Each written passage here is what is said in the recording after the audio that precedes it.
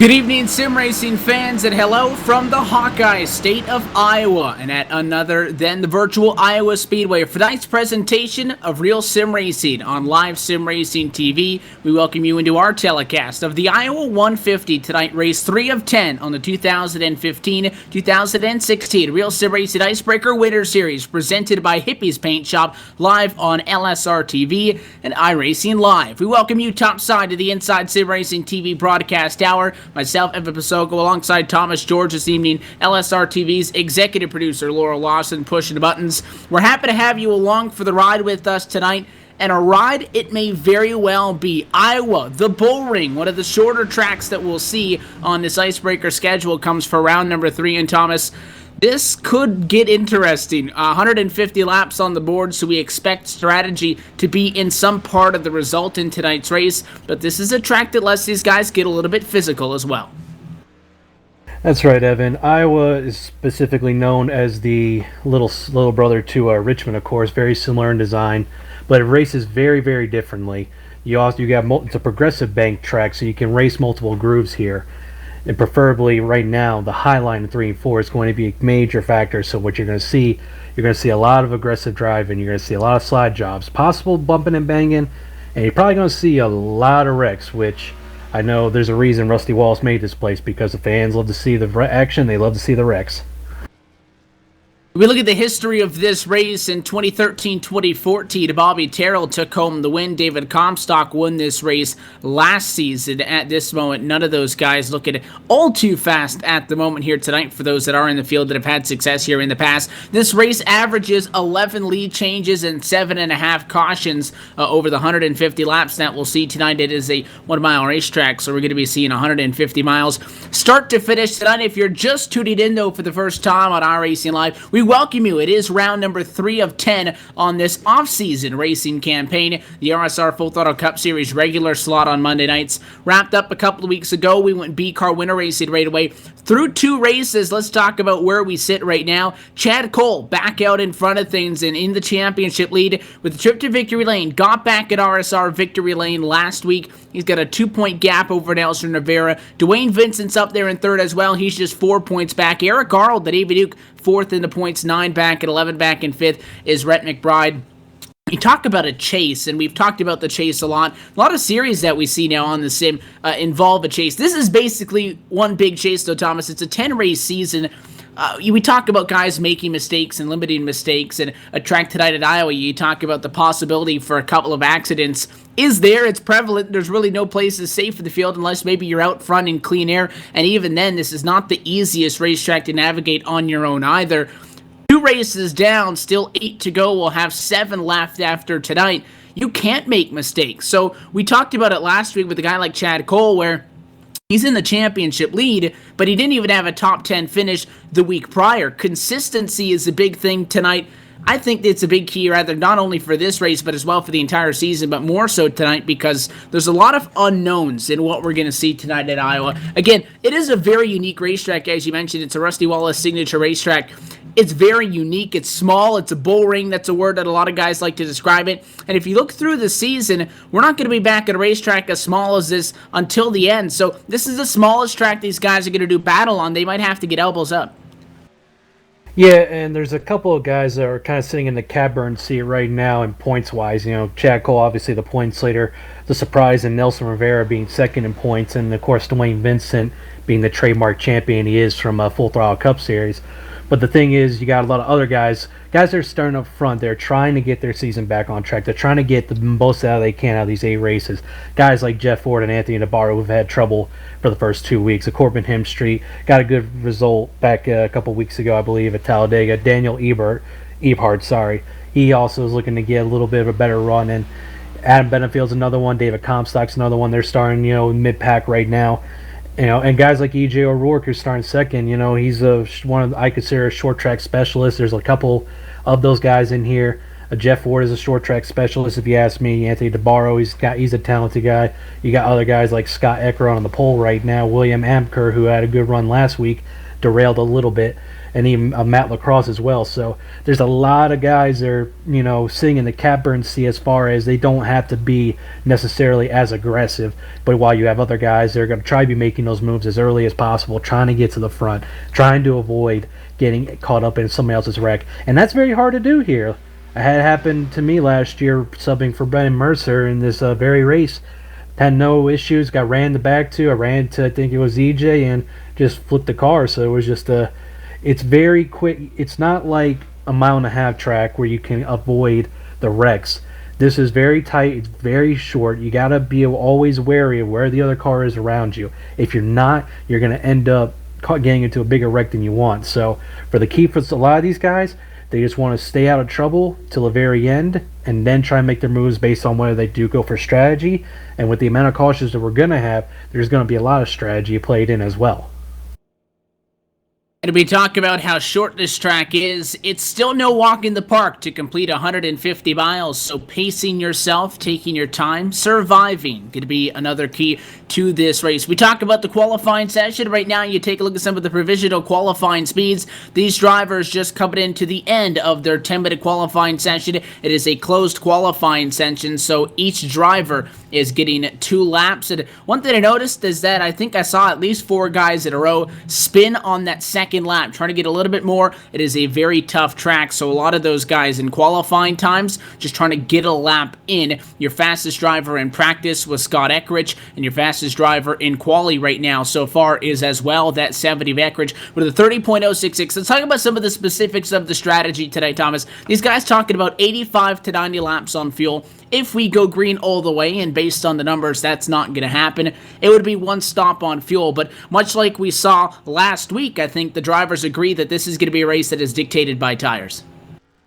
Yeah, and I talked to some of the drivers during the actual practice session about an hour ago, and I even took it for a spin myself. And the thing is going to be, I've noticed about this car and this setup today, for a lot of these guys in these conditions, it's going to be very tight. So saving your tires is going to be key if we do in fact get a long run.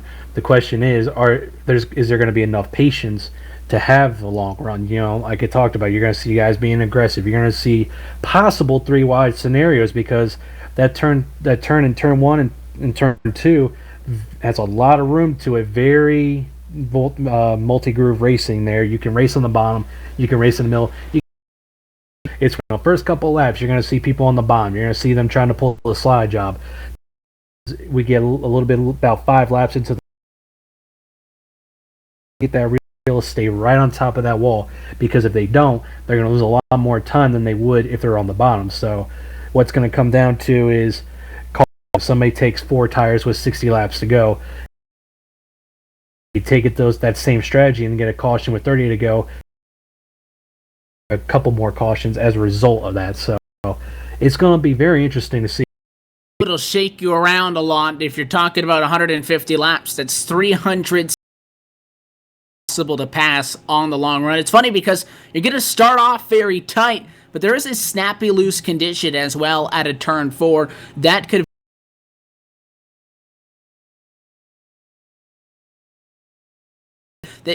came out last week. We got our race it on Monday. The truck race was delayed as that build was getting worked out. First race on this new build. It should be fun to see what happens. The qualifying session is to a close. Let's take a look at your LSRTV starting grid for the Iowa 150. The pole does go to the 70 of Scott Eckrich with that 23.066. He gets the pole position alongside outside of pole the 93 of EJ O'Rourke in second. Christopher Hurlow starts third tonight. Fourth is Tyler Herr, and Jeff Ward starts fifth. Sixth position is William Amaker. Anthony DeBarro in seventh. Stephanie Lessentine qualified at 8th spot. 9th is Corbett Himstreet, and Matt Lacrosse qualifies 10th. MP11, it's Brian Terry, and on his outside is the 90 of Daniel Eberhardt in 12th. Last week's winner, Chad Cole, will be starting P13 to his outside. Rhett McBride needs a good run tonight. In P15, it'll be William Hill, and to his outside, it'll be Adam Benefield. And P17, it'll be Dwayne Vincent. To his outside, David Comstock, a winner here, I believe, last year in Iowa. P19 will be Nick Silver, and to his outside will be the 02 of Mike Kenley in P20. Paul Fugate going to start tonight 21st, 22nd, Elson Rivera, Mike Montesi, 23rd, and 24th to Joseph LaPlaca. P25 for Eric Arnold, top 3 in the points, looking for a good run tonight, starting back in the pack deep. John Abbott going to be to his outside on row 13 in 26th spot. 27th is Doug Roth, Greg Omo in 28th, 29th to Dale Renz, and J.R. Johnson rounds out your top 30 qualifiers. In P31, it'll be Francisco Scamaroza. Sorry if I mispronounced that. I'm not good at that. To his outside will be Jason L. Swan in P32. Jared Como in the number 24 will be at P33 with Nicholas Orr to his outside. And the guys that did not get a qualifying lap run in will be in P35, Austin Yarborough, Jonathan Goodell in P36, Jimmy North in 37th, Randall Watkins in 38th, J. Randall Watkins, Tom Draley in 39th, and rounding out the field will be Douglas Wyatt in the number 22 in P40. And it is very short track, so the field already rounding through quarter number 4. The field still getting bunched up down the back straightaway. But with that, we look for Scott Eckrich to get tonight's race underway. We'll take the one to go this time by. Gonna have a unique camera angle available for you, our LSRTV race buddy tonight with Stephanie Lessentine. You have the option on the live stream to select her in-car camera, and you can watch that as part of a separate stream, or as well we'll be riding on board a couple of times tonight with the driver of the number 11 machine, and that is way back in the pack for Jonathan Cadell. Top 3 in practice, so it should be interesting to see what he can do. He'll be on almost the back row, and that number 11 Toyota will be on his Simrig cam as well as the night progresses. But 2 races down, we're starting to get into the heart of this 4th annual Icebreaker series. Tonight at Iowa, this track on the schedule for the 3rd consecutive time. It's guaranteed to be unpredictable. We're happy to have you with us on LSRTV and iRacing Live as we get set to get underway from the Hawkeye State. Eckrich going to be in control of the field from the inside of the front row. Pace car going to make that sharp left-hand turn now at a turn number 4. Get down to the safety of pit road. It's Eckrich field to green. Green flag flies. The Iowa 150 now underway. Lap 1 in the works of 150. Race leader, he's gone. He leaves the battle for second, well behind him. That's 2 wide, a couple of rows. And after him, we got Jeff Warbell in the 55 on his inside there, and he sneaks back up to the outside. And it looks like it's gone single file through the top 10. E.J. O'Rourke going down to the bottom, all the way at the bottom, trying to get on that 70. And it looks like we got a nice little battle going back here. Multiple cars going to multiple groups through turns 3 and 4. They single back out to just about Matt LaCrosse, who cuts the nose down. Single filed back to him. It's quite interesting to see, really exciting to see all these guys battling for position early on here, Evan. Normally, it's these opening laps in which you can get the most out of your car. That is still true, but it doesn't mean these cars are handling well. Behind him, somebody sideways already early and spinning the 26 car up the racetrack. Caution flag will fly early. It's the race chaser online Chevrolet of William Hale turned around. It looks like he's down in turns 3 and 4. I was just about to say that on these opening laps, these cars are very tight. They will progress to be a loose condition. Well, this caution flag at lap number 2, Thomas, already. William Hale just broke sideways going into the corner from the 13th spot on the racetrack. He was a top 15 car in practice. He has some speed. He knows what he's doing. That car just broke loose on him, and eventually when he went to the apron, he overcorrected, spun back up the hill, and I think Dwayne Vincent got clipped in the left rear, and he's not very happy about that one because Dwayne spun out into the grass. Yeah, and Dwayne is usually very reserved, and he's a calm customer, if you will, as a champion, of course. But that's just the nature of short track racing. I'm sure he's not happy that he got clipped, and I'm sure a lot of other drivers are not happy that they got involved in it, if they did. But, you know, that's just the product of short track racing, and especially with the way this setup is for a lot of these guys, these track conditions going on. What I'm referring to, though, is, like you said, it tends to snap loose on you. Well, the thing is, when you have the car turned so tight in the center of the corner, you're having to arc that wheel to the left more to get it to turn for you. The problem is, once you get back on the throttle, if the tires lose even just a little bit of grip, you're turning the wheel so hard, it ends up, you know, causing the back end to kick out. And that's what happened to the 26, it looked like, and it just ended up collecting about 4 or 5 cars there right at the start. So that's our first caution. So we're going to see what we got after this. Averaging 7.5 yellows per race. A high was 11 cautions 2 years ago.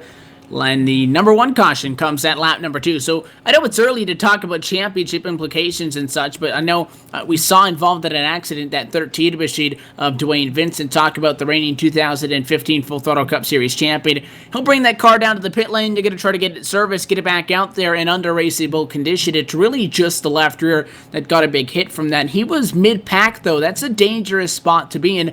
So while this hurts him being in the championship standings third, I also mentioned on the grid that Eric Arnold was way back in 25th, being a top 4 car as well in the points. Eric came into this 4th, just 5 points behind Dwayne in that battle for third and just 9 spots off of the race leader.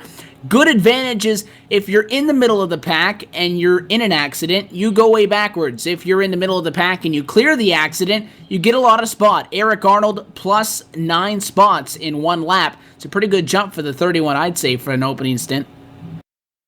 It is, and like you mentioned, there are some of these guys that are in the back right now, and obviously there's a reason some guys may have not qualified or gone a qualifying lap in.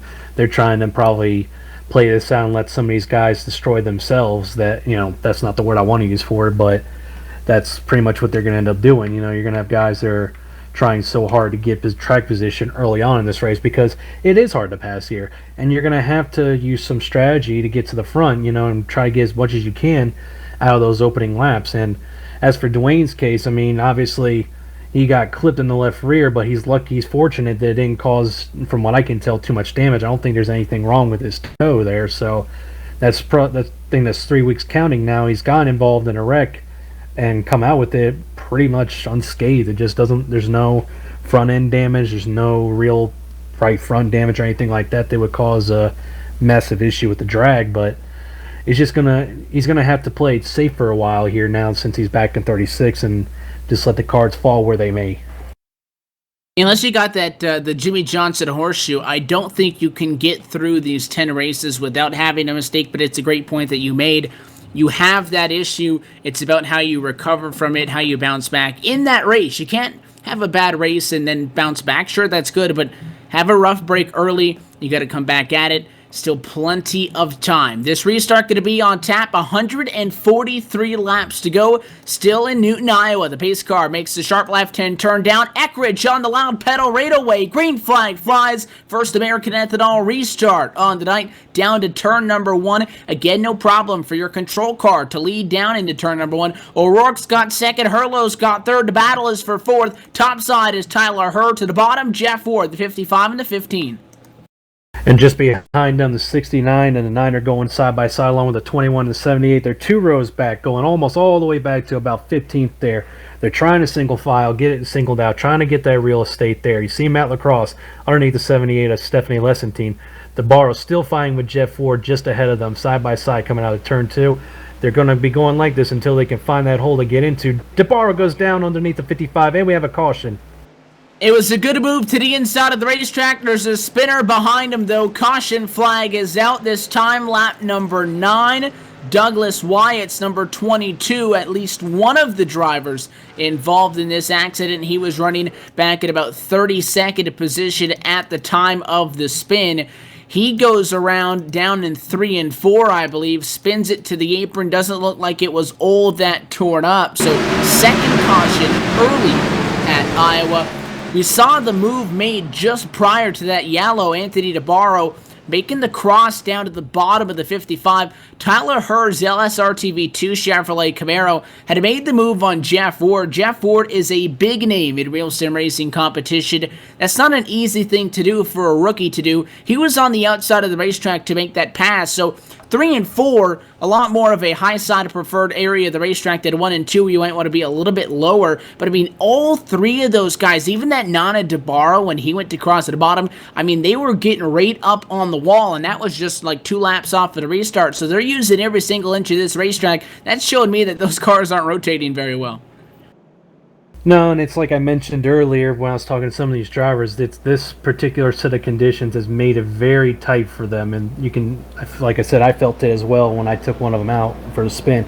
That center off, there's no rotation in it. You feel a little bit better in 1 and 2 because you're down on the bottom, so you kind of feel more adjusted to that.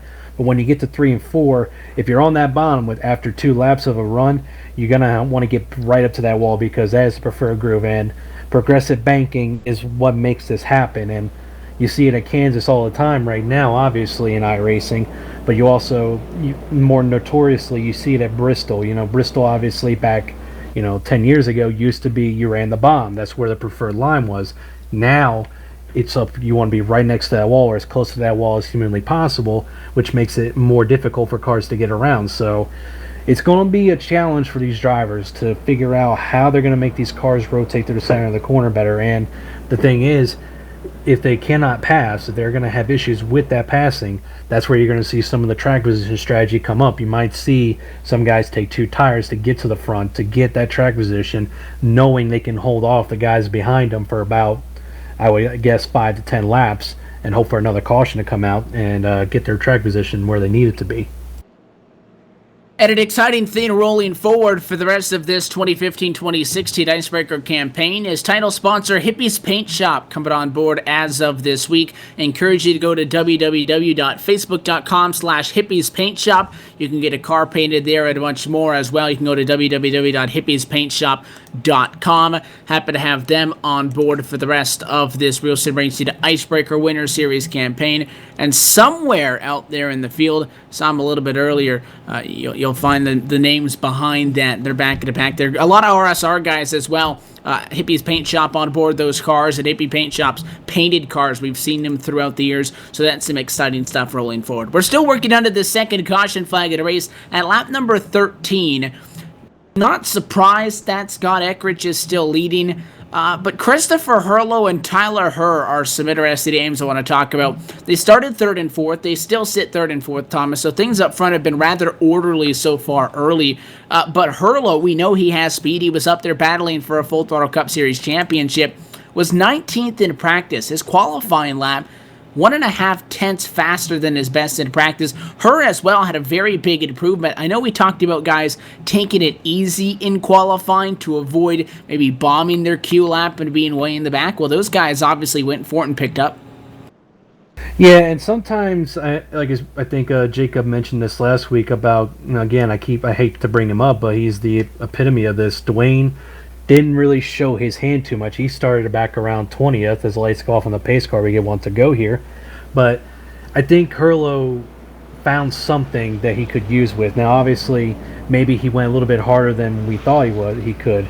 It's hard to say for certain, but I think maybe he was more practicing race runs and knowing he could get what he had in qualifying. So sometimes you don't want to ever tip your hand. Now, some guys, like me, I can't qualify for crap. So I have to start in mid-pack, and I'm a better racer than a qualifier. Some of these guys, they're able to qualify really good and race go as well. So it's going to be interesting to see whether or not Hurlow can make the moves and get up front and maybe put him back self in this championship hunt as they get ready to come to the green flag.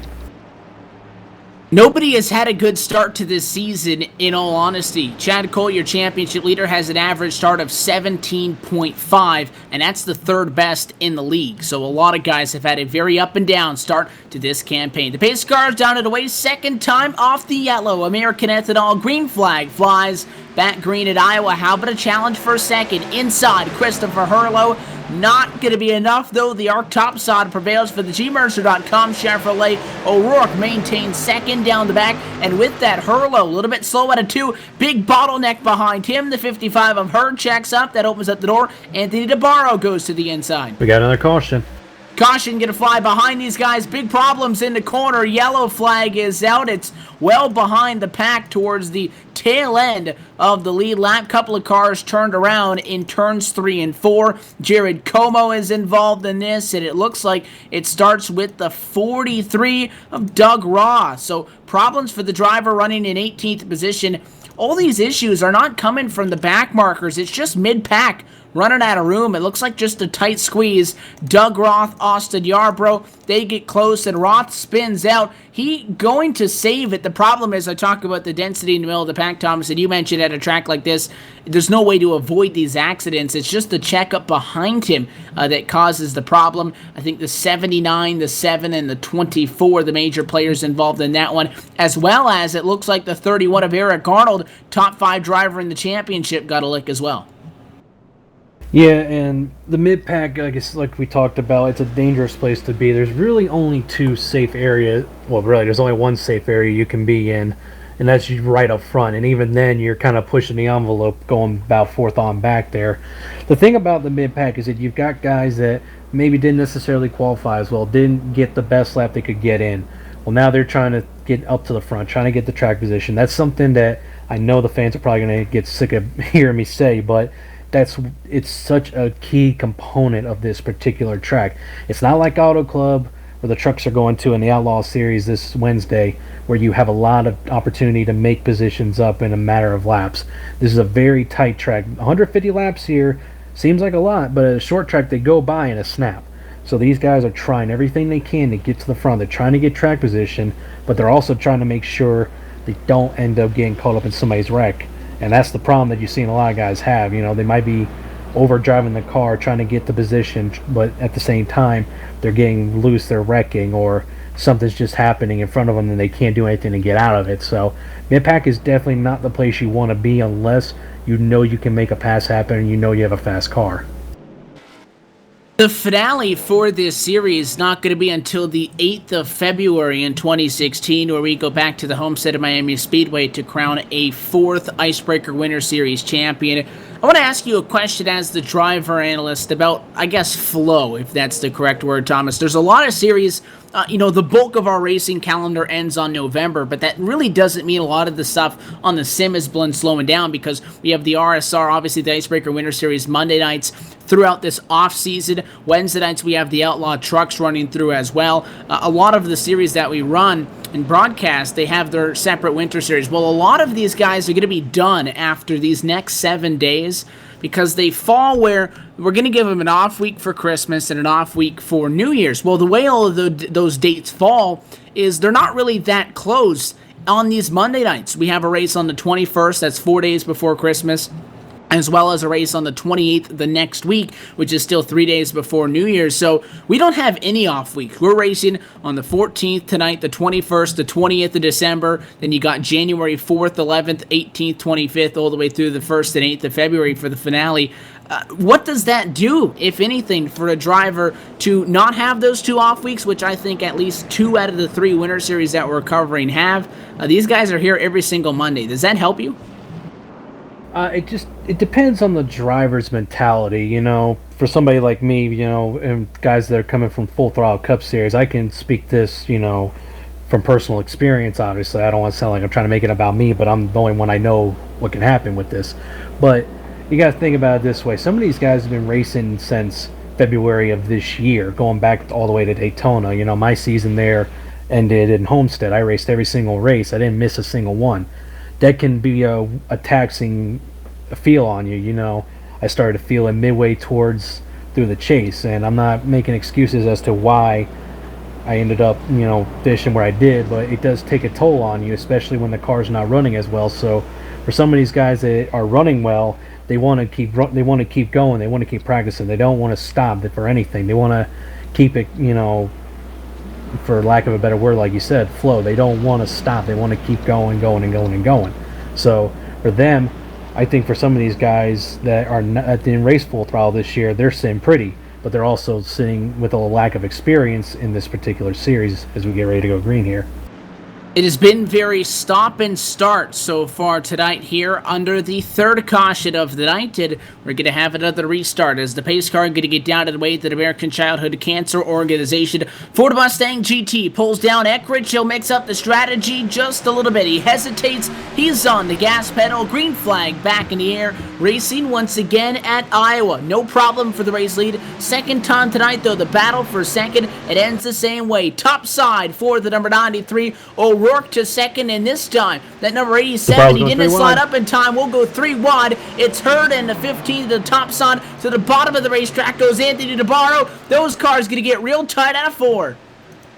And like I said at the beginning of the pre-race, you can do that if you know what you're doing, but, and DeBarro wisely backed out of it, I think. I think he understood the situation there. He's racing with his teammate there. Oh, the 21 behind him, lacrosse ball below spinning.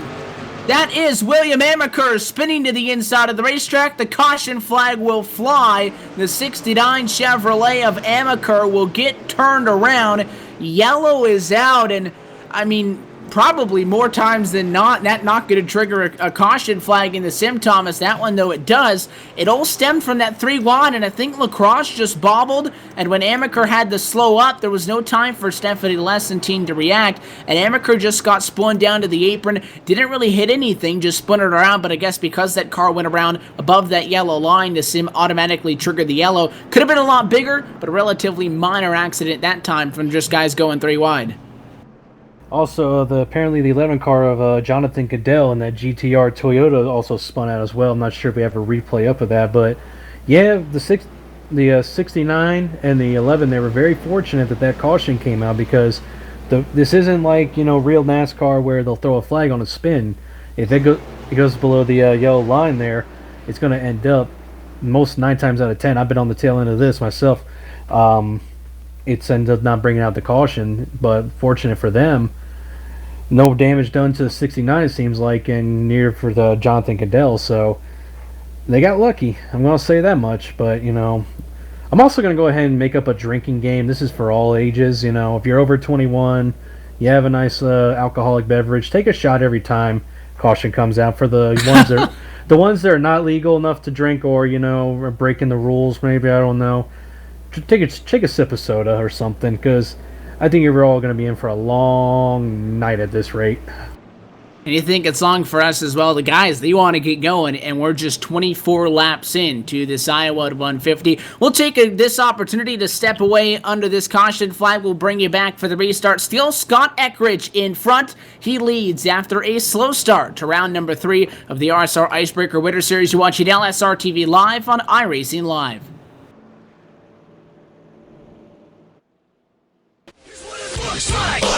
Being the best, what it looks like to be a cut up of the... Our research shows drivers won a league with no cheating, kids wrecking me, admin favoritism, multiple fast repairs, intentional wrecks. Drivers we interviewed also won a league with clean competitive racing, clear-cut rules, enjoys having all the drivers, a full field of drivers, end-of-year cash purse, follows the rules on a constant basis. At Domino's TYJ Racing, we listened to the drivers and created a league with high integrity and professionalism, just like Domino's Pizza has maintained for the last 55 years. Claim your share of the over $3,000 purse by applying today at Domino'sTYJRacing.com for one of the few remaining Cup car rides or your seat in our action-packed truck series. Yo, I dropped the 88. Ricky Bobby, shake and bake, sleeping on it, should've stayed awake, huh?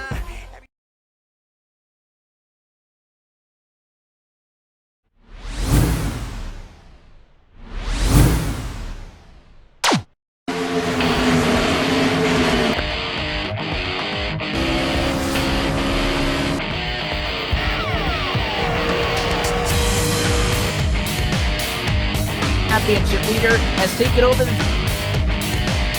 Vincent holds a 22.5 seconds.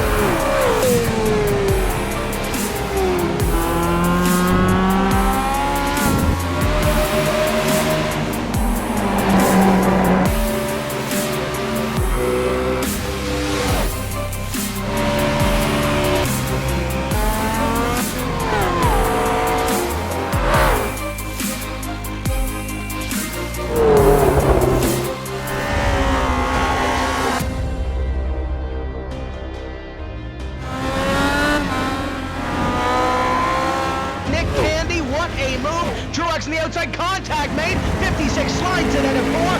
Who's gonna be at the stripe? Dead even. Give it to Ryan Truex. Truex is your winner over Tandy.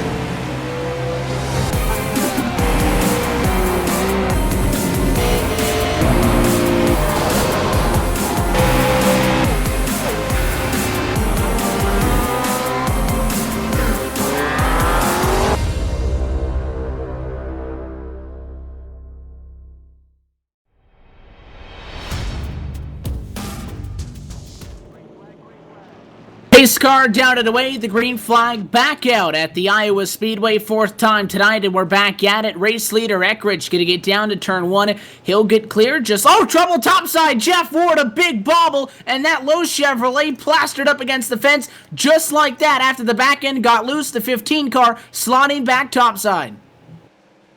Yep, it's a bad fortunate situation there for Jeff Ward. It's 3 weeks running now. He's had some issues here on track. It's going to be a long night for him here, it looks like, as we got Anthony DeBarro fighting Christopher Hurlow down there for, I believe, P5, P6. He's on the high side. Hurlow's trying to fight him on the bottom there. Going to have to find a way to get in front of him. Maybe they'll play the teammate car and let him slide up here. Coming out of turn 4, doesn't look like it. There's a 90 of V-Part. Tries to make his presence known as well as he gets ready to fight Hurlow going into turn 1. And the 54 underneath Chad Cole going into turn 1 as well. Interesting that not making it past topside on Hurlow, and they were 3 wide a couple of laps ago. We mentioned DeBarro was on the bottom of that 3 wide. The 87 of Hurlow pinched him down in 3 and 4. This time the 9 car had the preferred lane. Got the spot, not getting away though. A little bit of 3 wide there. The 90 of Eberhardt took a look to the inside. Didn't do anything with it. He will single file out in line. It's problems behind them in turn number 4. Caution flag back out at lap number 31. And trying to find a number on the driver involved. I believe it is the 54 of Austin Yarbrough. The Jack Daniels Toyota self-spin in turn 4 triggers the caution flag. Yep, and same problem that the 26 had. He just snapped loose off of turn 4 there. And that's probably going to be a recurring theme tonight with the way that these cars are handling for a lot of these drivers. And it's a shame. He was having a good run. He had just let Chad Cole back by there. He was running, I believe, somewhere close to about 10th. I'm not entirely sure. Let me check here real quick. We'll get back to you on that one. Sorry about that. It looks like it was about P12 actually, but he was having a good run and he's got speed, but he's going to have to learn to reel in that car just a little bit more until battle these veterans of the RSR series. But with the amount of cautions we're going to have tonight, I don't know if he's going to get the experience of racing as he's going to get the experience of restarts. Plenty of practice tonight for that. Turn 4, that time was the area of cause for the issue, I guess, in turn 4 for the caution flag there. That was a point that we made pre-race, that turn 4 is going to be a snappy loose spot, but we also were anticipating that these cars would be rather tight on the green flag, at least early. Now, we keep saying that we're seeing very short runs back and forth, back and forth. The truth of the matter is that the guys up front, for the most part, have not been down to the pit lane to get service, so they've been on old tires. The 70 of Scott Eckrich, this time from the race lead, down pit road, 4 tires and back out. So that's the first time tonight that Eckrich going to be back in the pack, and what so far tonight means has been back. He'll be back in the fray, rather, for that matter. Something we see a lot on the short track side of things when we see races where there are limited sets of tires available. Not the case here tonight. You can get as many sets of Goodyear Eagles as you would like, Thomas, but a lot of times we see, because of that, maybe we're talking a 100-lap late model race, you can get tires, but you're back in the fray. You're back in the chaos. Somewhat similar to what we've seen tonight. E.J. O'Rourke elects to stay out, so the 93 will take over the race lead. His tires are much worse now when you consider all things than Scott Eckrich, who's going to be about 13th position or so. But for those top 12 guys that stay out, they're staying out because they don't want to be back there. They know that it's a little bit safer to be more frontwards than backwards based on what we've seen so far. Yeah, and a couple of drivers, the 78 of Stephanie Lessentine, the 2 of Rhett McBride, and 13 of Dwayne Vincent, they were running mid-pack on back, and they elected to stay out to try and get that track position. And the way the cautions are falling, it's not a bad call. I'm kind of surprised the 70 decided to pit there, but I mean, I would say he had maybe 15 green flag laps and 15 caution laps on his tires, so it looks like he's going to be about P12, P13th, like you said. Christopher Hurlow pitted as well. He's going to be back there in 14th, and it's going to be, I guess, for lack of a better word again, interesting. It's going to be, actually, you know what? I'll take that back. It's going to be fun to see what they can do with, fresh tires here, because now the strategy game begins. We were waiting to see which one of the leaders, which, top guys that were up front, what they were going to do, when they were going to pit. Well, we got the first set of guys to come in and pit now with a little less than 120 laps to go. You're going to start seeing the tire strategy game come into effect now. we can't make it on one pit stop. We do have to go at least one more pit stop. The only question is, when are these guys going to pit, and when are they going to make the call that could win them the race or get them the best finishing position possible? It is very much like a short track race so far to this point. A lot of caution flags, still early. Again, we're still shy, and this time we take lap number 35, just a little bit past what would be a half hour after the cars took to the grid. So it has been, again, a very slow start to this Iowa 150 with still plenty of time left on the board, and that would be 115 laps to go this time by the start-finish line before the restart. This race can still turn around, but the damage has been done for a lot of these guys. You look at the top 10 runners right now, only 3 of them started top 10. A lot of the guys came down pit road. Scott Eckrich, Tyler Herr, Christopher Herlo, Corbin Hemstreet, all top 10 qualifiers, all pitted that last yellow. They're 12, 13, 14, 15. Those are the drivers on fresh tires. Top 11, at least this time down, elected to stay out and refrain from getting service. The pace car get to go again. Let's see O'Rourke on the inside of the racetrack this time. He's fought for the race lead the last 2 times, but topside has not won it. He'll have the preferred lane this time. He'll hold them at 50 miles an hour. Green flag in the air. We're underway. That Nadia DeBarro, he tried to anticipate that restart. Kind of got checked up a little bit. It hurt him and the 78 of Stefan DeLessenti to battle for second. Oh, we got trouble going up into turn 1 there. Hard into the wall. I can't figure out who it was. The melee in turn number 2, they're still wrecking. J.R. Johnson just now involved. The 91 of Greg Omo wrecked well after the caution flag comes out. But a huge melee down in turns 1 and 2.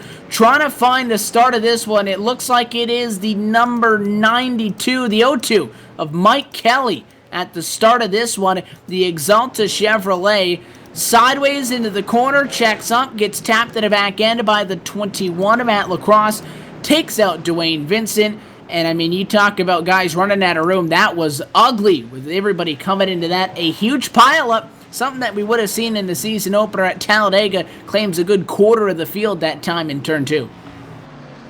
Yeah, and that, I hate to say it, but that might be the wreck we need to maybe get some green flag racing. There's 40 drivers in this field right now, and there wasn't any real issue there, other than, when I say issue, there wasn't anybody wrecking each other or anything like that. That was just somebody got sideways and overcorrected it. And you know, as a driver, I know I can say we've all done it at one point or another. We've overcorrected and screwed up the car and made it worse than what it was there. It's an unfortunate set of circumstances for, again, those drivers that get caught up in it. It's just a matter of avoiding the mayhem and just trying to stay out of trouble. But right now, there's some guys I'm sure that are fortunate to, you know, have stayed out on that last pit stop, on that last caution there. I don't know if the 70 guy of I'm sorry, I can't remember his name. It looked like Eckerich got through it. I was just taking a look as you mentioned that, because they were right in the middle. I think for the most part, those guys, at least from the top 5 that pitted, are okay. But there's definitely guys in that accident that were just down pit road. Oh yeah, and there were some also ones that, you know, did stay out too. You know, the 02, I believe, stayed out, so did Dwayne, and that just goes to show you, you know, even if you think you make the right call, you think that you've made the call that's going to keep you out of trouble, some guys, you know, just make a mistake like that, and that just shows you there is no real safe spot here other than maybe in the lead. And even then, we've seen, you know, plenty of times leaders get taken out either by lap cars or somebody trying to make a move for the lead, and they just, you know, get collected up in it. And I mean, the 70's lucky to get through it, especially after making that pit stop. And a lot of these guys that, you know, there was a lot of guys that made it through that. That wreck could have been a whole lot worse than what it was. And there's a lot of things that are factoring into this as well. Talk about the loose condition, which appears, I think, only 1 or 2 of the accidents we've seen so far appear to be a racing incident, which is a couple of guys getting together. This is all starting from somebody breaking loose. Since we saw these dynamic tracks implemented, everybody seemed to be a lot looser than they were before when these tracks did not change. You pile on top of that a new build came out last week. There's still a couple of things that are getting worked through to get back to 100%. And these guys aren't that comfortable, I would say, behind the wheel. But in relation, Thomas, and I know you guys had to deal this in the middle of the season for the Full Throttle Cup Series with those dynamic tracks. From your first race on the dynamic tracks to now, a couple of months later, what have you guys learned as far as trying to manage a race when you're talking about running on a track that changes as the race goes on? Well, I learned this, when the tracks came out through the chase. I started noticing that from, my personal experience and probably some of the other guys, a lot of the tracks that we were really good at, I was good a majority of the mile-and-a-half tracks. I started noticing that we weren't as fast as we really were throughout the last year and a half, and it's the tire management. It's partially the setups that were given as lights go off on the pace car here, one to go, but it's the setup that we're given, but it's also we just have to learn to manage the tires, and I learned that probably at Charlotte midway through the chase, and started realizing that you really had to know how to save the tires a lot better. And I've always thought I was a good person at doing that, but apparently something changed at the dynamic track, and I struggled with it at Homestead in the last race of the season. So for me, it's hit or miss, and so for some of these guys it's the same way. Some of these guys have taken to it with practice, but it's just going to be one of those things we're going to have to learn as the build goes on here.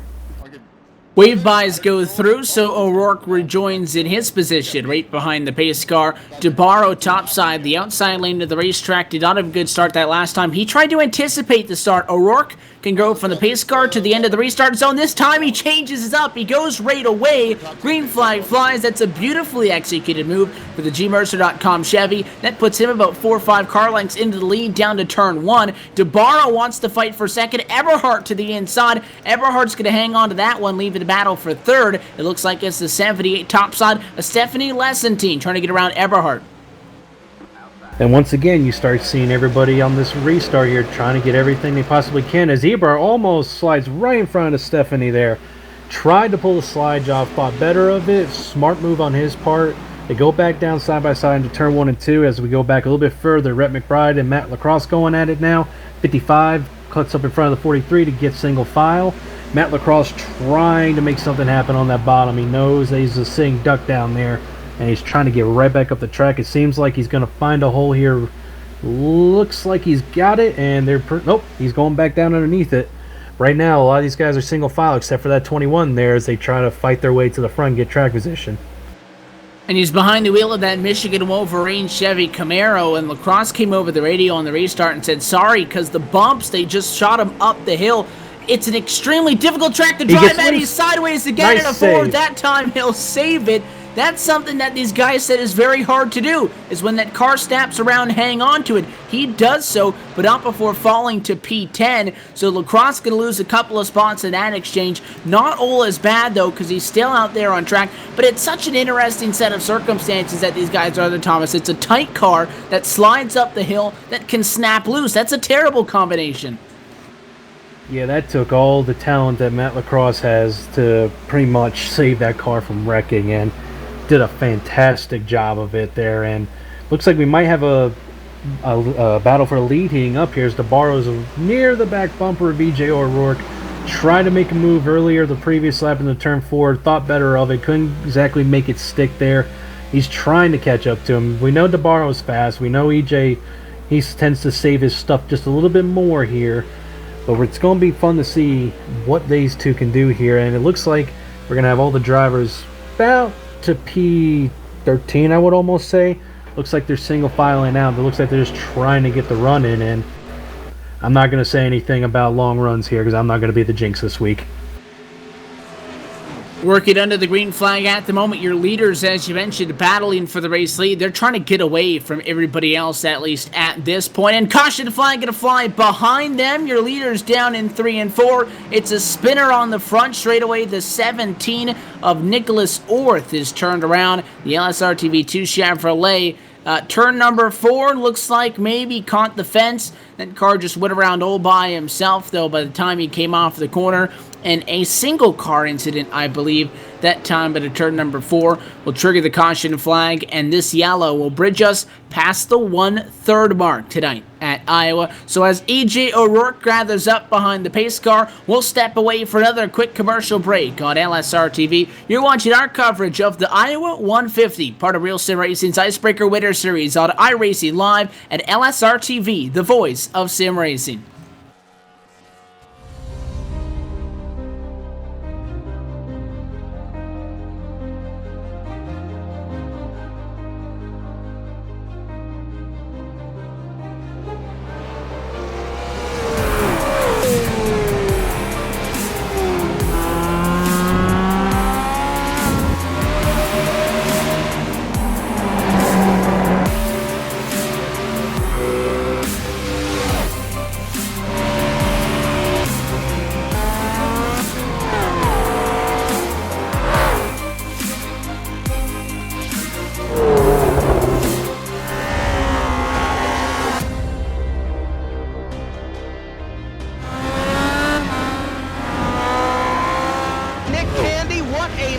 Truex in the outside, contact made. 56 slides it into 4. Who's going to be at the stripe? Dead even, give it to Ryan Truex. Truex is your winner over Tandy.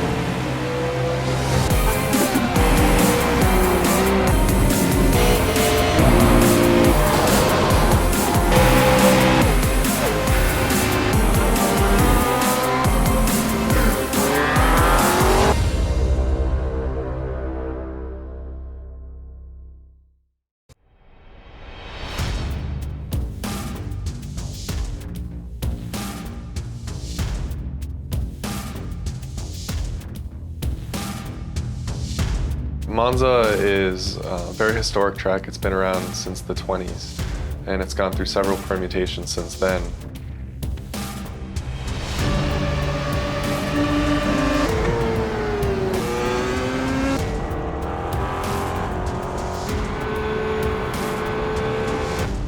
We're also bringing forward a number of configurations. So there's chicanes that they've installed since the track's early days. So they can use original, very high-speed configurations of the track where the cars would just blow through where the chicanes are today, or they could use a more modern version. So it's a pretty cool, compelling track.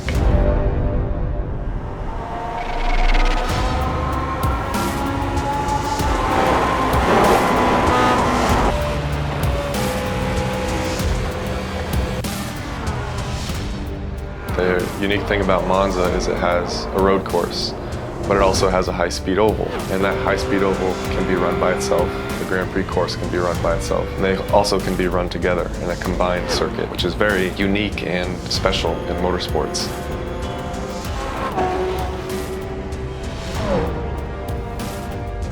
This was one of the more challenging projects that we've undertaken. It was essentially building 2 tracks in one.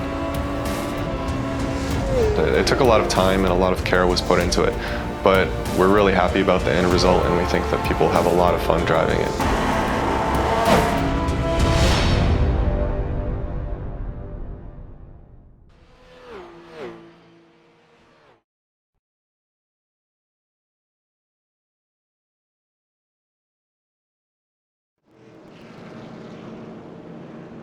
We're back live at the virtual Iowa Speedway tonight on LSRTV, working under the caution flag with the number 55 of Tyler Herr in front of the field as the lights on top of the pace car go out. So we get set for a restart. Pit stop, cycle everything up again. The 70 of Scott Eckridge going to find himself topside on the front row. So after leading a lot of this race, pitted 2 yellows ago, he'll find himself at least back to the front row. It's something. And now all those guys that Thomas had stayed out to avoid going to the mid-pack, now it's their turn back there.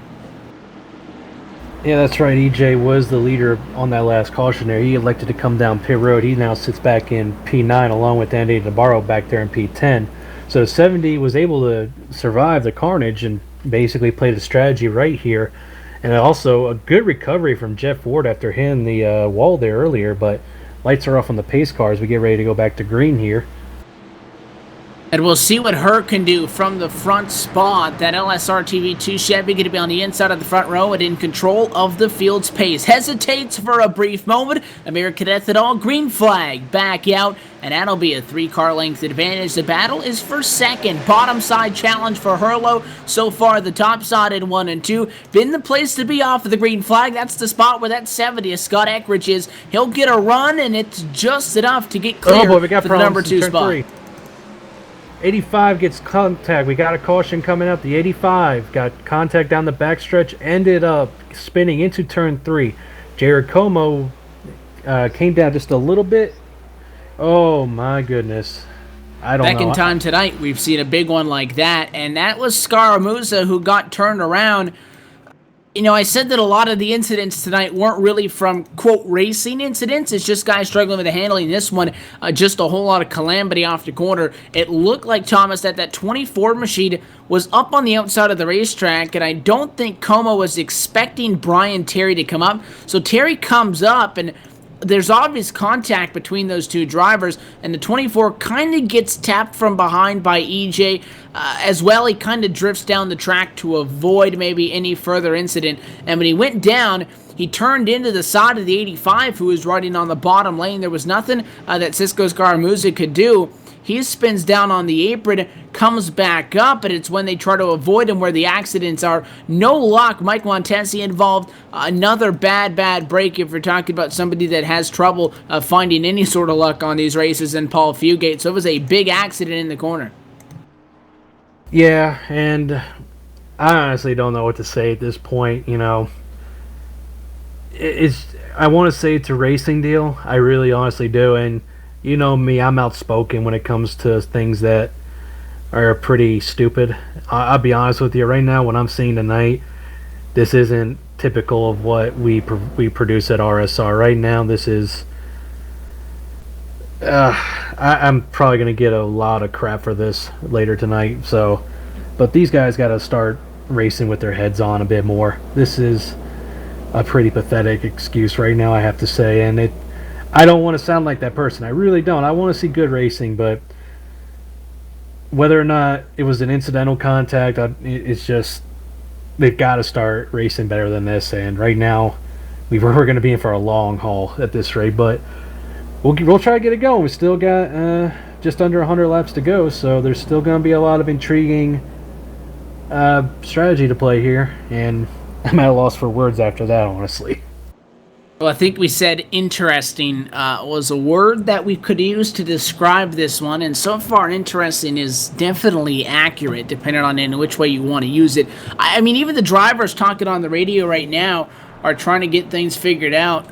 That incident, you know, more of a racing deal than what we've seen so far, but a lot of the drivers themselves are getting upset, but it's kind of funny, maybe not funny the right word, Thomas, but a lot of the guys, I mean, early, you know, we got first 3-4 cautions, a couple of the guys were talking about, hey, let's get this thing settled down, and then when we go back green, it's the guys that had said that actually get into the incident. So, you know, to a point, you can settle down, settle down the race car, take it easy, but if you're going too slow, you're going to get hit from behind. It's almost a case where if you're trying to be too careful, you'll put yourself in spots that are even more dangerous than if you were just driving the race car.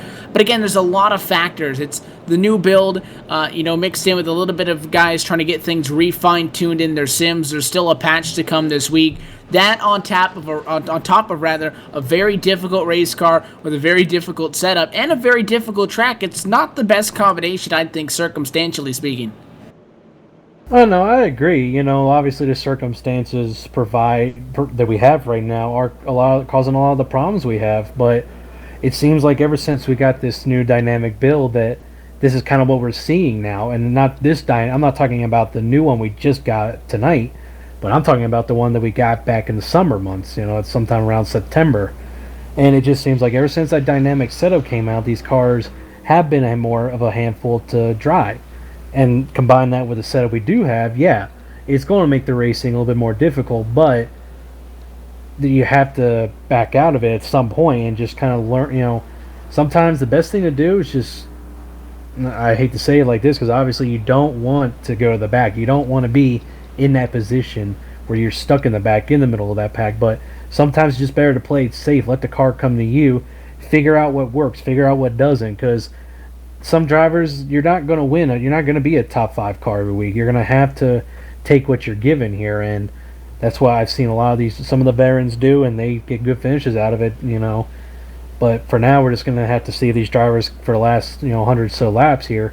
They can figure it out as we get ready to go green here. We'll see what situation this puts us in. It'll be 91 laps to go for the restart. Pace car and get down to the way. We'll see what, again, Tyler Herr can do from the top spot. The 55 on the inside of the front row in control at a turn number 4. He's on the loud pedal. Green flag flies. American Ethanol restart across the start-finish line. Lap 59 to the books. Lap 60 into the works. Top 2 single file down to turns 1 and 2. Battle for a second behind them. Herlow on the inside of the racetrack trying to get clear. He can't do it. Jeff Ward battles back topside. And further on the back we go 3 wide here. DeBarro on the inside, Jared Como and the 51 of Nick Silber as they come out. DeBarro makes the move work. They go back 2 wide. He's underneath the 51 as the 87 is underneath the 15 of Jeff Ford as they go into turn 1. Jared Como right behind Anthony DeBarro. They're racing for every position they can right now. We got a battle for a lead here. The 70 is going underneath the 55 going into turn 3. He's going to try and pull the slide job. Let's see if he can pull it off coming out of turn 4. He's got the room, maybe. No, he doesn't. That's going to bring in Jeff Ford, the 41 of Corbin Hemstreet, 87 of Christopher Herlow, and E.J. O'Rourke on those 4 fresh tires into the fold. 6-way battle might be for the lead here, and it's very short. That 70's not giving up as he comes out of turn 2. Got a little bit of smoke from E.J. Gets loose, manages to save it. Oh, man, this is fun to watch. He saves it, he drops back. Herr had a bobble in 2. That's what opened up the door for the bottom, and that 70 of Eckridge jumped on it. Problem was, Herr had the preferred lane, back down to 3 and 4. Power to back topside, as you saw. He's back to the race lead. That 70, not give it up. He's going way down to the yellow line. He's on those bumps in 1 and 2. He'll get a nose to the left rear quarter panel, but so far, the bottom in 3 and 4, not the place to be, just as we see that. Look at Jeff Ward all the way down. Problem is, that car's going to get real tight off the corner, and as he slides up topside, Eckridge will pass him back. Ward got to sit in 3rd. Spitter behind him, the 54 of Austin Yarbrough, spinning at a turn number 4. 2nd time tonight that Jack Daniels Toyota lost it on his own in 4. Yep, and that's probably going to be the end of his night there as the caution rule comes into effect here. If he doesn't claim it, he's going to end up being at the back of the pack anyway, regardless. So best thing for him to do if he wants to keep his safety or incident rating, I should say, down for our RSR Winter Break Series rules, just go ahead and claim the caution and take the lesser penalty there. But again, turn 4 is problematic, and and again, as we see some of the leaders come down pit road, 70 stays out, retains the lead now. It's just interesting to see that a lot of these guys are struggling off of turn 4 it seems almost every 5 or 10 laps, not even 10 laps, we end up having a caution there, possibly due to the way the cars are handling. So I know this much, I don't know, I've got John Abbott muted there along with the rest of the drivers, but I'm sure he's probably saying something along the lines of, got to get the act together, boys. But it's hard to do that when the cars are handling like this. I believe it may be an issue to the 54 to park. I didn't quite catch the beginning of that, but race control, talking with some of the guys right now. A lot of your race leaders coming down to the pit lane. Eckridge not one of them, so he stays out. Your pole sitter has basically led every single lap in this race outside of maybe 15 lap, a quick window of that under 2 cautions where he pitted, was back at the back, and the leaders up top side, they stayed out for the following caution, and then the second to most recent after that, they elected to come down pit road. He was able to get back to the lead spot in this race. This is round 3. If you weren't with us for round number 2, we were at the traditional opening site for the RSR Icebreaker Winter Series last week at the Michigan International Speedway, Talladega, the second of our 2 plate track races on the season. First time we've seen 2 plate track races on the year, open up the year, but it was Michigan last week. That race, as we mentioned, was won by Chad Cole. He got back to Real Sim Racing to victory lane 1 week ago at MIS, took home the win over top of Mike Kelly in 2nd, Nick Silver in 3rd, Dwayne Vincent 4th, Jonathan Cadell came home 5th that night, Nelson Rivera 6th, 7th to E.J. O'Rourke, William Hale 8th, 9th to Adam Benefield, and 10th position to Matt Lacrosse, your top 10 finishers from round number 2 at Michigan. And if just tuned in, that makes the updated championship standings as such. Chad Cole in front of them all with 80 points, 2 points ahead of Nelson Rivera in second. Dwayne Vincent third in points, 4 points off at the top spot, 9 back. Eric Arnold in fourth. Rhett McBride is fifth in the points, 11 back. And then Tyler Herr, Matt Lacrosse, Nick Silver, Jonathan Cadell, and Daniel E. Eberhardt round out your top 10 drivers in the field. We talk about consistency and how you can't have mistakes, Thomas. It has been a really bad start to the season for everybody. There's only one driver that has 2 top 10 finishes, actually 2 of them, Nelson Rivera and Dwayne Vincent. They've got an average finish of a 5.5 and a 7 respectively. But, I mean, qualifying to Raystrom, you talk about how you yourself not that good in qualifying. A lot of guys have been extremely inconsistent with that. Inside of the top 10, the best average start is for 9th place in the points, Jonathan Cadell, at 14.5. Your championship leader average start of the season is 17th. Dwayne Vincent up there, top 3. He's started in 21st position average on these opening 2 races, which are interesting numbers. You can point Dwayne out in specifically when you talk about how consistent he's been. And I know it's a small sample size in just 2 races, but it has been a very interesting, and we keep using that word, but it has been a strange start maybe to this 2015-2016 Icebreaker campaign. And I think tonight just continuing to fit into that narrative, a very weird round 3. Yeah, and it's been a different chase, if you will. Obviously, there's rumors, I will say, of the Xfinity Series possibly adding in the chase format as well, so we might get something similar to this the way it goes, but it's just consistency is what matters, but you also need to stay out of trouble. Sometimes that's just the way to go about it. You're better off making sure you don't get caught up in the wrecks here, and the problem's going to be for some of these guys, you can't necessarily do that. Guys like Anthony DeBarro that have had 2 bad weeks to start, they've got to finish up front and hope the other guys have problems right now as we get ready to go green here. Lights are off on the pace car, but it's just going to be a matter of who makes the best moves and gets the best finishing positions, as it's always been when it comes to racing. We're happy to have you tuned in tonight at the Iowa Speedway on LSRTV and iRacing Live for the Real Sim Racing Icebreaker Winter Series, presented by Hippie's Paint Shop. Green flag back in the air. Scott Eckrich again out in front, side by side for second. Corbin Hemstreet, Anthony DeBarro, and a 51 to Nick Silver. He's making a charge from 19th on the grid. He wants 4th. He won't get it. He'll settle for 5th. O'Rourke clears him top side, and he'll slot in line up top. And don't forget, Anthony DeBarro and the number 9 going after the leader there, along with E.J. O'Rourke and the 93 and 4th. They have fresher tires, and we got another caution. Oh, my goodness. Yellow behind these guys. The leaders cycle out of turn 2, trying to find a number on the car involved. I believe the 69 of William Amaker is the caution flag this time. Running in 27th position, top 7 qualifier in this race. I know that he's involved. I see at least the 43 of Doug Roth as well involved, and a 43 machine over the radio. He'll take responsibility for that accident, so the 43 will be given that cause caution penalty, as both Doug Roth and the 69 of Amaker are involved in that one. And it looks like both of those cars torn up to the point where they're going to be forced down to the pit lane and try to get serviced at this point in this one. We passed the 1/3 mark not all that long ago. This caution flag will bring us to lap 75. Going to be halfway home when we return to the Iowa Speedway. It is Scott Eckrich, number 70 Chevrolet, back out in front and leading in the Iowa 150. Back for the restart from the virtual Iowa Speedway. We'll be right back. You're watching LSRTV's coverage of Real Sim Racing.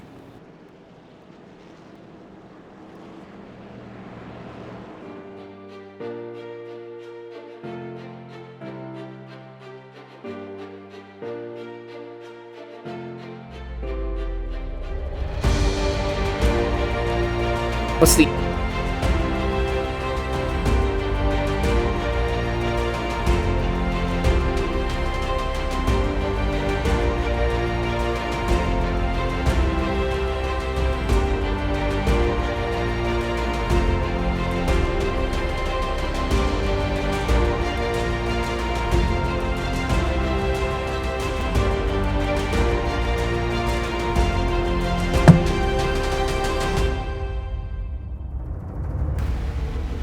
as he works through corners number 3 and 4.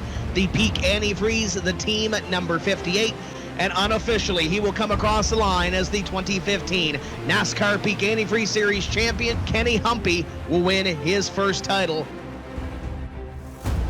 This is what it's all about, Tim. Simply put, now look at Ottinger and Humpy. Ottinger running defensively, Humpy following every bit in his tire tracks. Side by side going into turns 3 and 4. Humpy's got the advantage, but Ottinger's not going to. Oh, he got into him! Ottinger gets into the 58, turns right into him, and that ends Ottinger's run. Kenny Humpy will go to victory lane. Kenny Humpy now looks for the lead on Nick Ottinger, working lap number 61, closing in on the halfway point.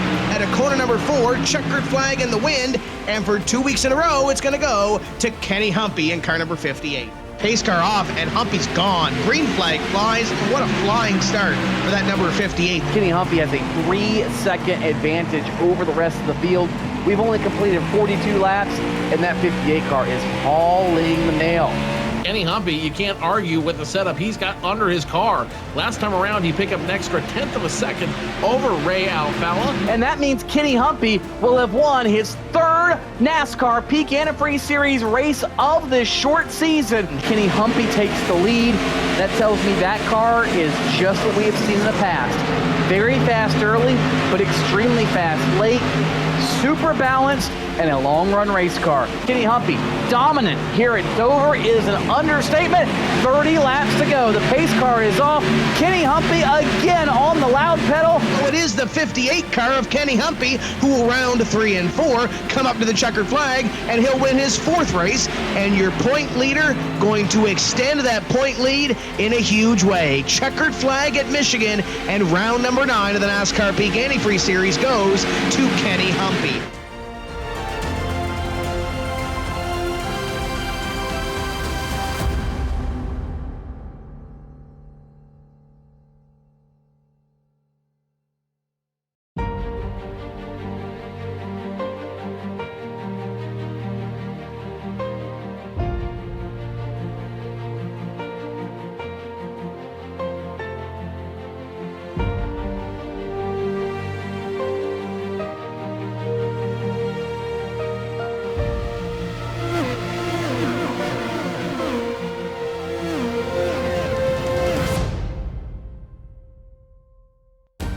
But here comes Gregor Hutu into Canada corner for the final time. Just 2 corners left to go before he finally makes himself a triumphant return back to victory lane. He has led 38 laps of this event here today, and Gregor Hutu once again is a winner. Gregor Hutu will work himself through the Cobra Parabolica. He will claim his 46th victory in iRacing.com World Championship competition. Gregor Hutu, for the 2nd race in a row, reigns supreme. The one thing that I think is the most important is we've been racing this Crown Championship Series for quite some time now, a very long time even at that, and he is the only driver to have ever won a professional road race at Watkins Glen.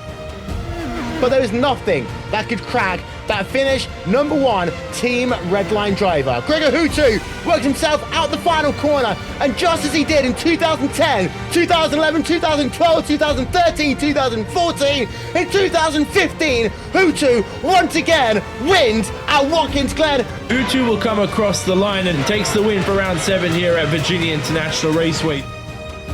Here he comes now, just 3 corners left to go, into Brooklands for the final time, into Luffield for the final time. Never ever say that Gregor Hutu is beaten, because he just comes back bigger, he comes back stronger. He wins round number 9 of the World Championship Series, 49th win of his career. If you're the world's greatest racing driver, you can do it with your statements on the road courses. Do it when it matters. Out of the final corner for the final time, number 50 for Gregor Hutu, out of the final corner. At the top of the broadcast, we said if Hutu could win here today, he could well cement himself as the championship favourite. Gregor Hutu, the number 1 machine, back to victory lane, win number 51.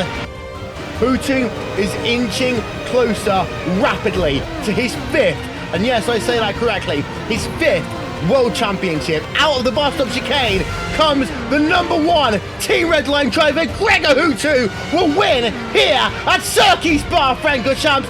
Yes, you may be behind a computer with a steering wheel and a set of pedals, but for these drivers, this is as close as they may ever get to racing in real life. It will be Gregor Hutu coming past the line. He is a 5-time world champion. Gregor Hutu wins the championship one more time. He is the greatest driver in the history of open wheel racing here at iRacing.com, and dare I say it, he is the greatest open wheel champion in the history of sim racing.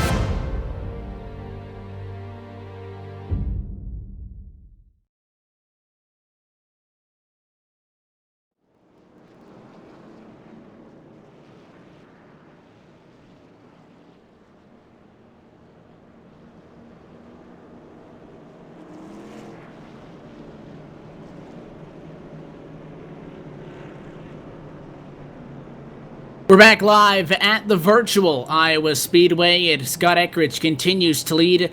Double caution here this most recent time as we were away. A problem with the 2 machine of Rhett McBride. McBride tried to check up for a little bit of squirrely action in front of him.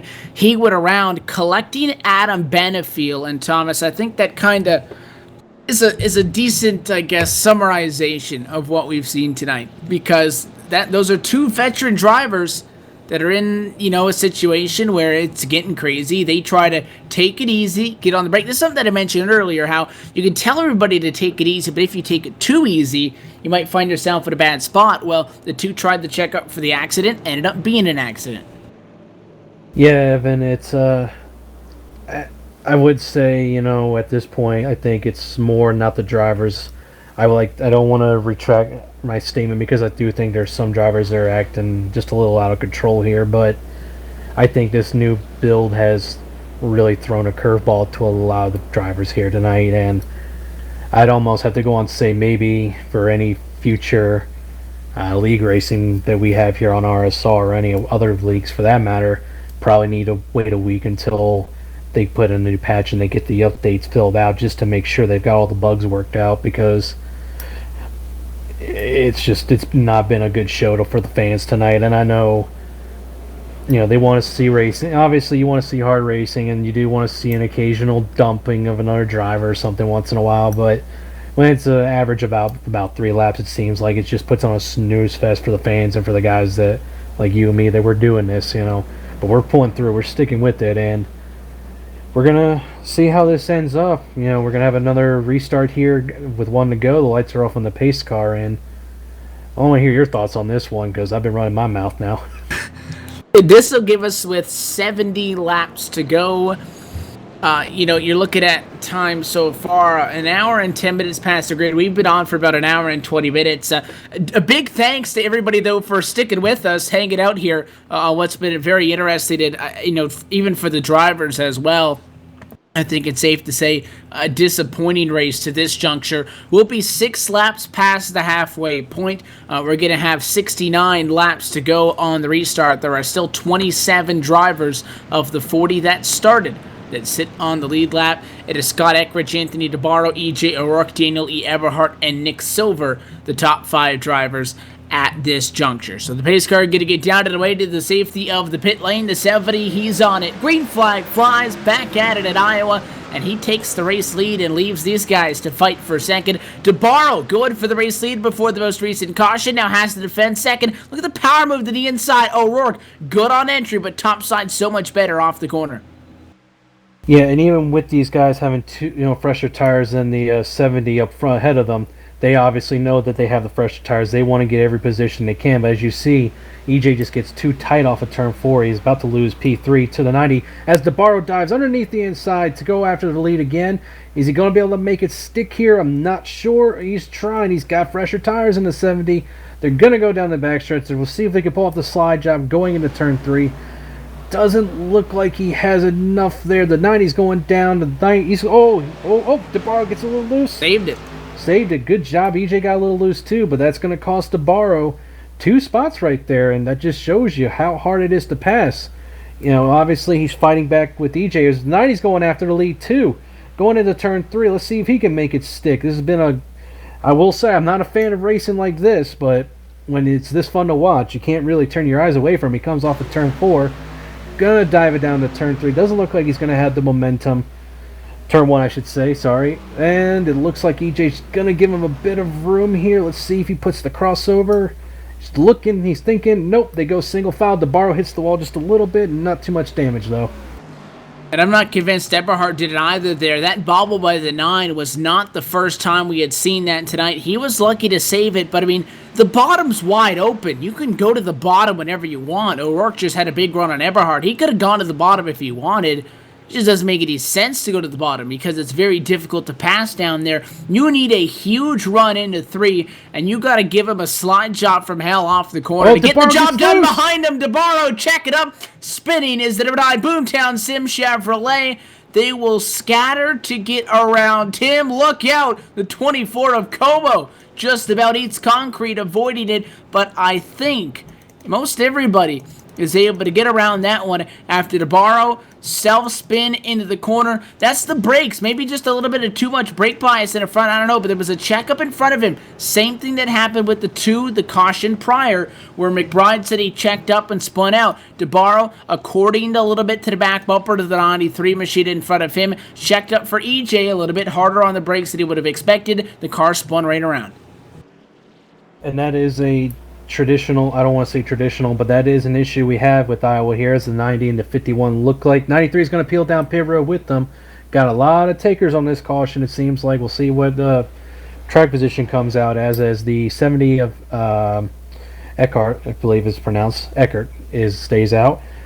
But that is a notorious thing for Iowa, is that entry into turn 3, you carry so much speed in there because you can make that high side stick. It's not like a Richmond per se, where you're going to the bottom in turn 3 at Richmond and you're having to brake hard to get the car to rotate to the center of the corner there. Here at Iowa, it's almost like Bristol in turn 3 there. You dive in just a little bit lower, let the car drift up, let it rotate through, and get back on the throttle quick. The problem is when you have somebody behind you, it's a lot harder to whoa up, or behind you and in front of you, as we saw there with DeBarro. And it probably just got on the brakes a little too hard to keep off of EJ there, and kudos to him. He managed to save the car as far as not getting hit, slid it, and kudos to the other drivers as well. They managed to avoid it, so it's just a tough break for DeBarro, who's had a couple of rough races to start the season, but we still have a lot of race to go here and a lot of strategy left to be played, so we'll see what happens here. We will, and again, the running order shuffles up more so under the caution flag than so far what we've seen under green outside of accidents, with guys kind of slowly making their way down to the pit lane. But again, it's not the first time that we've seen a race like this, and you know, not to say that the short track races that we see have a lot of yellows, because we have, you know, been privileged to see a lot of big short track racing events in LSRTV in the last couple of months. But they get down to these kind of scenarios where you do get a decent amount of caution flags, and it comes down to, you know, when you pit and when that last pit stop will be. Seems like decades ago, but we did mention that the fuel window, Thomas, was 85 to 90 laps. Well, we did say that that's probably not going to be a factor tonight. So far, that's not on anybody's mind, because at this point on, you're going to be within the fuel window, about 60 laps to go for the restart. You're just trying to make it to the end, though. Surviving, again, it's still the key thing. But Iowa is a small track. We talk about guys checking up, spinning out, and, you know, obviously having some problems that way. With this setup, it could be, you know, possibly the fact that Iowa's a very expensive track and maybe a brake bias issue.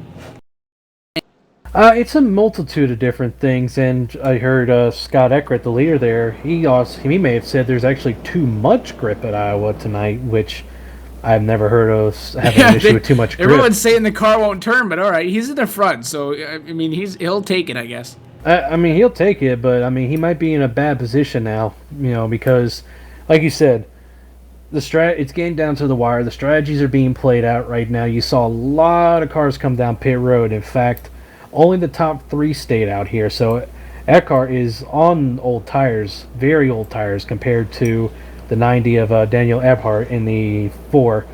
or fourth P4, sorry, and EJ O'Rourke, who came down as well. He's in P5. So those top three that stayed out, they did play the track position game. They might be able to have it hold out, but if this goes longer than 10 laps, which obviously the trend is not, but if it does, those three are going to be in a pretty bad position as far as how they're going to be able to hold off these guys behind them. And it's going to be exciting to watch, I think, as the lights go off on the pace car and we get ready to go green here. The caution flag intervals have not been terribly long either. I mean, the cautions have been rather efficient at about 3 to 4 laps. I know we had a race at Pocono a couple of months ago, maybe even last year. The pace laps at Pocono are just extremely long. So it could be worse, but we're going to get set for the restart this time through as lap number 91 is in the works coming to the American Ethanol green flag. We'll have 59 laps to go. In Newton, Iowa, we've passed the halfway point. We're no longer counting up. We're counting down towards the end of the Iowa 150. And at Ford Mustang GT pace car, gonna get down, get out of the way. The 70 machine has been pretty consistent on going right away on the restarts. Down, and he goes again. Green flag in the air. The 70 of Scott Eckridge will lead down to turn number 1. And once again, it is a free-for-all for second. 3 wide to the inside. The 2 are at McBride. Top side for Eberhard, and Eberhard, big advantage into the corner. He loses a lot of speed, center off the 41, drag races down the back, and McBride had to get way out of the gas. He falls to 5th. Those fresh tires are coming in handy as the 90 gets right up to the back bumper of the 70 there. EJ O'Rourke following suit right behind him on the outside with Corbin Hemstreet to his bottom as they enter turn 1 here. I don't think that lead's going to be held on for very long as the 90 looks underneath it coming out of turn 2. The 93's got nowhere to go. Best thing to do, fall in line, figure out a way as this 90 tries to work around him. Oh, he's going to be able to get it this time, I think. He does. He's got more than enough room. Pulls a slide job. We have a new leader here. And it was on the bottom of the racetrack. Eberhard made the pass for the first time. It's worked tonight, and he needed a couple of green flag laps to get the job done. He got that. He got the job done. Eckridge saw that. The 70 tries the bottom. Doesn't work for him. And instead of going forward like Eberhard did, Eckridge will fall backwards. And now it's the Bernani Bad Boy Buggy Chevrolet in front. EJ O'Rourke to second. And Scott Eckridge for the first time under green flag tonight. Back to third outside of a cycle of pit stops. Your pole sitter for the first time is no longer leading this race. He still sits in front of Corbin Hemstreet, who is 4th, and Nick Silver, who is 5th. And things start to settle down single file, going back to P5. And the next battle that we got going is the number 8 of Chad Cole trying to find a way around the 78 of... Oh, the 90's around! The 90's around! The leader spins off of turn 4. We have another caution. Talk about a change late. The 90 of Daniel E. Eberhard had just taken the race lead. He had pressure coming from behind from that 93 machine of O'Rourke. And, I mean, that 90 looked a lot lower, Thomas, than I would expect you want the race leader to be. He came up off the corner. It snapped around. He spins into the grass. He doesn't hit anything. He's still there. But, I mean, that sucks. I mean, it doesn't sting, it sucks because he worked so hard to get that race lead at a simple mistake, and he throws it away. And I don't know if it sucks, it really does. As a driver, you have the lead, you know you've got a fresh set of tires, you know it's hard to pass here, so EJ O'Rourke was going to have a hard time getting around him, and it's definitely not the position. He needed a good run tonight, and he was having a great run, obviously. He was not... I don't think he was going to finish outside of top 10 here.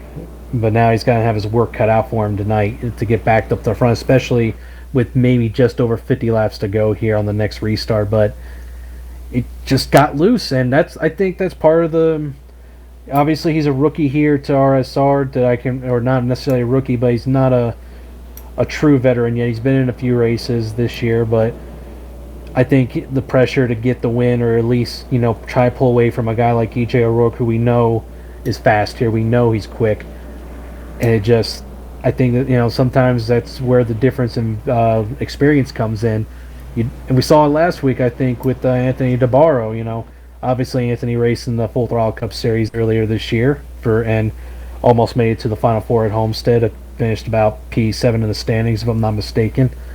But you saw last week in Michigan, he was trying to stay in front of Dwayne Vincent, and we still really never found out whether or not it was a mistake due to the air or if it was just Anthony DeBarro. And it looks like we've lost Anthony from this race as well. So another tough break for him. But, in Michigan, he ended up getting to the wall, and then that might have been Dwayne putting the pressure on him. So experience versus youthful aggression, I would say, is the cause on that one.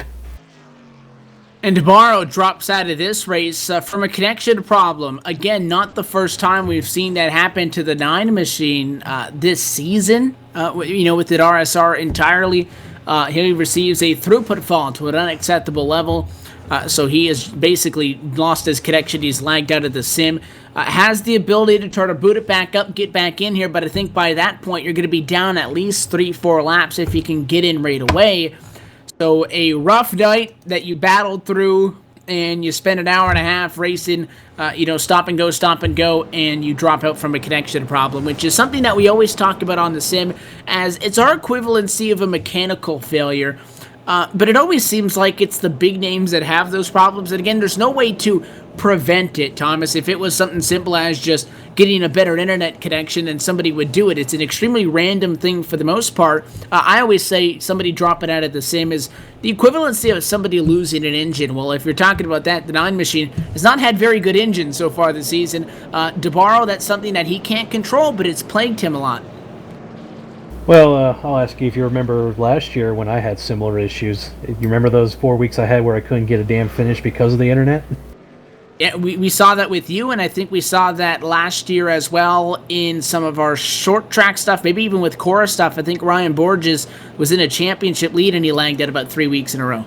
Yep, and that's sometimes the issue. And DeBarro, this isn't the first time, like you said, he's had this issue, He had it happen at Phoenix when he needed to get in, basically was in a must-win situation to get into the Final Four in the chase, and before we even got to start the race, let's just say, transmission failed and they had to change it. And he fought every step of the way. He fought to get back on the lead lap if he could, and he just came up short. So, and that's just how it is. Sometimes, I've always said, you have to be good, but you also have to be extremely lucky to win one of these championships. And for Anthony DeBarro, I have to say, I think his if he already used 2 mulligans last 2 weeks, I think he's used his 3rd one, and I don't think he's going to be able to make a comeback from this. And it's unfortunate. Some guys, just it's not their year to be.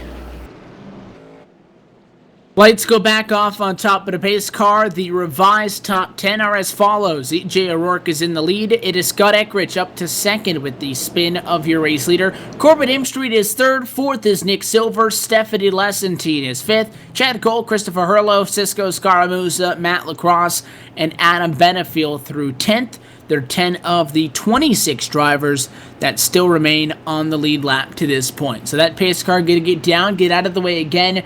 2/3 in the books, though. Just 1/3 left of racing at Iowa. This restart will be with just 49 laps to go in the Hawkeye State. So the pace car down and away, that much closer to getting round 3 in the books. Green flag in here, E.J. O'Rourke, no question about it. A good restart on the inside of the racetrack. He'll slot through on the bottom. Not a good start for the 7-8 to Stephanie Lessentine. The STEM Sim X Chevrolet, back in the middle of a 3 wide. That battle for about P5 on back after she got a little bit slow out of the gate.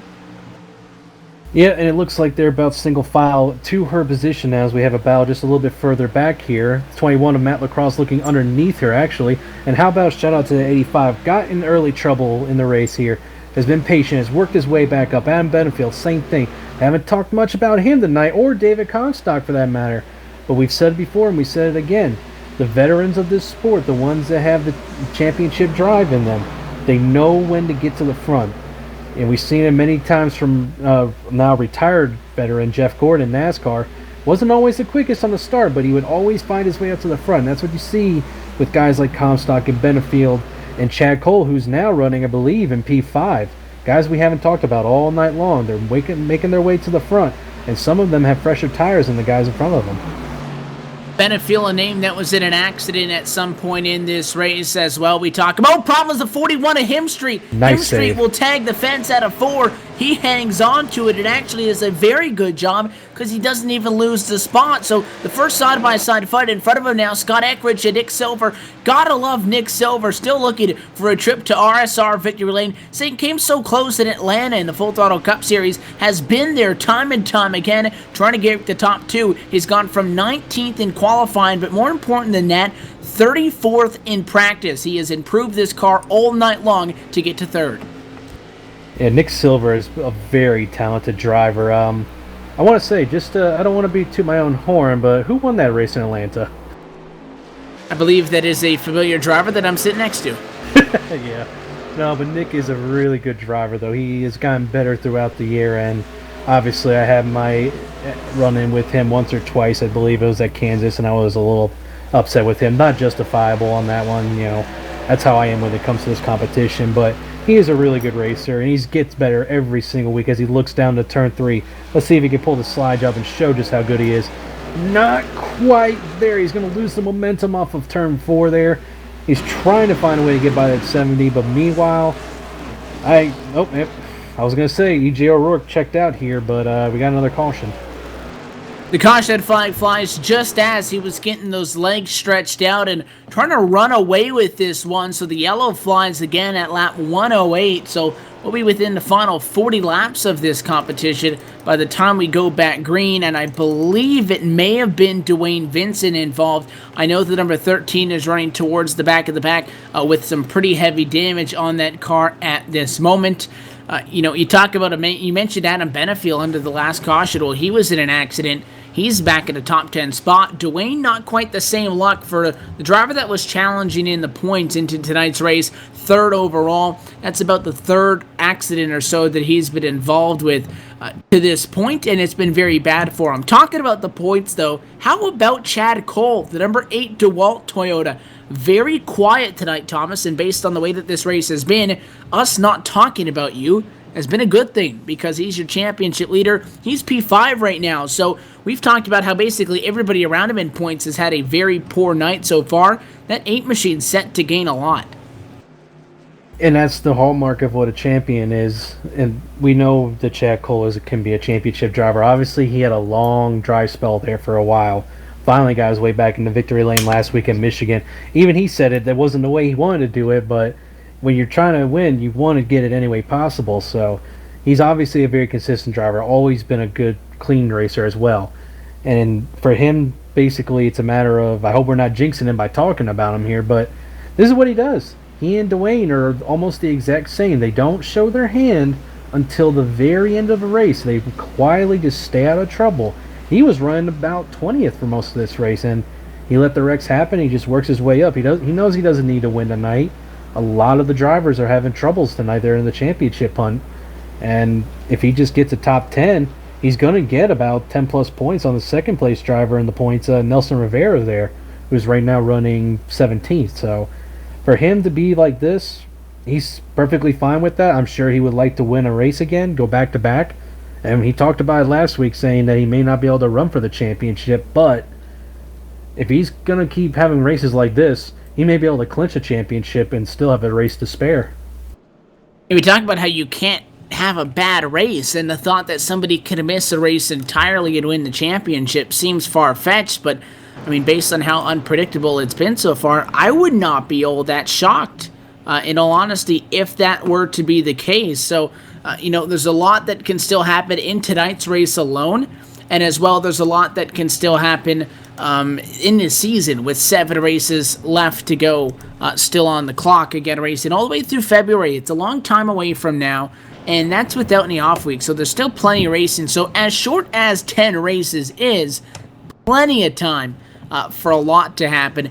Plenty of time for you to make up from your mistakes. But again, and I like it was the point that you pitched on earlier, that when we talked about Dwayne Vincent, tonight has been a terrible night for him, and I don't think he's really going to get a result that he would have wanted, because that car's torn up and he's about P26. But these first 2 races, he has not had a spectacular race. It's been rather rough for him.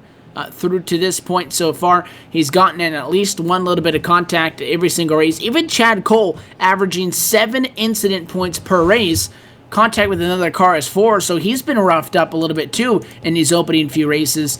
Not just necessarily recovering from a bad race, going on to the next race and improving, but recovering in that race in specific. Names that comes to mind, Adam Benefield. The 83 was pretty torn up earlier. He's a top 10 car. E.J. O'Rourke's had a couple of scary moments. He's in 3rd. And David Comstock, who's been way back there in the field, kept his car clean, and he's in the race lead. So although we continue to stress, and we will throughout the next 7 weeks, that it's not a lot of time, it really is, though, depending on how you look at it. Well, that's what you have to do when it comes to points racing. You got to, it's especially in a stock car racing, where every position matters. It's not like, Formula One here, as the lights go off on the pace car. It's not like Formula One where, only the top 10 positions pay. Every single position pays. So, it's a battle of attrition. I hate to keep going back to myself on this, but this is what I had to experience in the truck series a couple weeks ago at Daytona. I got caught up in 2 early wrecks. Just kept fighting, kept waiting for the wrecks to happen. I was running 30th. By the end of the night, I ended up in a P4 in 14th place. Chad Cole did the exact same thing at Talladega to start off the Icebreaker series. Got caught up in a wreck, just rode around, waited for everybody else to get wrecked here, and he ended up finishing 11th. So sometimes it's just about fighting that attrition, making sure that you can finish it off here, and we'll see if we can do that as we get ready to go back to green. Pace car getting it down for what could be one of the final times tonight. Down and away, we're left with 37 laps to go. Can David Comstock win his second Icebreaker Winter Series race at Iowa? He's out in front and in a good spot to do so. Green flag back in the air to turn number 1. Comstock in front of O'Rourke, in front of Eckridge. And O'Rourke is trying to put the charge on him, but right now they're going single file all the way back to about P8. Remember, Comstock stayed out that last time. We're going to see if EJ can get past him, but right now he's got to worry about the 70 there. He's looking on the inside going to turn 3. Let's see if he makes the move here. Looks down on the inside. Don't forget the bumps are down there, so EJ giving him as much room as he needs, while without sacrificing any of his speed as we come off of turn 2 here. And he's trying to, 70's about to, he looks like he's going to fall back in line here, and we're single file back to about the 10th spot here, but EJ is not going to give up that lead. He wants it back. And he struck a good balance there, too. He gave that 70 room into the corner on the bottom, Thomas, so that he could kind of see what that 70 was doing as far as how much it was pushing up the hill, and then he pinched him when he got a better idea, but that got real tight in 1 and 2. Comstock got sideways, checked everybody up, but O'Rourke may have wanted to go to the bottom, couldn't do so, though, because the 70 was there trying to check up, and just like that, Comstock, who was out in front by a little bit, now has 3 cars hot on his tail. O'Rourke, Eckridge, and Silver within 0.3 of a second each other for the race lead. Look at O'Rourke topside. Can he get to the outside? That's the place to be in 3 and 4. And can he make a move to the top side? He had a nose. The 14 wants to slide up and get him. He can't do it. Here comes O'Rourke topside for the race lead. Oh, they're only separated by inches coming off of turn 4 there as they head to turn 1. EJ's got the fresher tires. He's got the preferred line. He's not hitting the bumps as hard. That 70 wants to follow through along with that 51. Comstock is sitting on an island by himself. He's probably going to drop back all the way to P4 as EJ takes the lead on the turn 3. Can he complete the pass all the way? Not yet. Comstock's fighting back. He gets tight. Now he's got the... Oh, he got loose. Comstock saved it, though. What an excellent job. EJ O'Rourke back to the lead. 83 of Adam Benefield has wrecked, no caution yet. And as the 70 looks down on the inside, oh, we got splintered, we got spinner. David Comstock is spun on the backstretch. That will bring out the caution. And I'll take responsibility for both of those, because didn't we just talk about how good that Benefield was doing in Comstock with a 14 Monster Energy Chevrolet in a spot to try to win his second Iowa Icebreaker Winter Series race, was on the bottom in that number 14 machine. He was getting desperate. He started to dig, got hit by the number 51 Nick Silver, and Comstock goes around. But I mean, what a move by E.J. O'Rourke, man. We kept saying the bottom's open, you can go there, it's not going to do much. He made a power move to the outside. That was a beautiful pass. And E.J. O'Rourke is very smart about making those passes, and he pretty much knew that the 14 was on old tires. It was just a matter of biding his time and hoping. I don't want to say so much hoping, but I think he was anticipating that 14 making a mistake coming off the corner there, and he did. David Comstock, I don't know. It was either a mistake or David Comstock is probably the nicest driver on this track right now, because he gave plenty of room coming off the top there. I'm sure EJ was a little surprised, but once EJ got to that outside, he knew he had the position there. So it was a great move by him. Very clean racing by David Comstock there. And I will say, we've had a lot of cautions tonight, but that was probably some of the best racing we've seen in quite a while. And that was definitely exciting. So O'Rourke gets to the race lead, and now Scott Eckrich saw what you got to do to get back to what's been your spot all night long.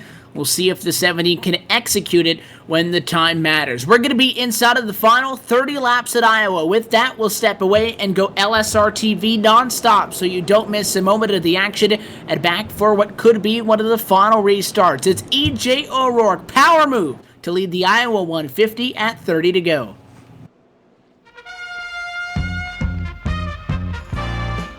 While lions are notorious for their voracious appetites, they spend a great deal of time feeding other creatures.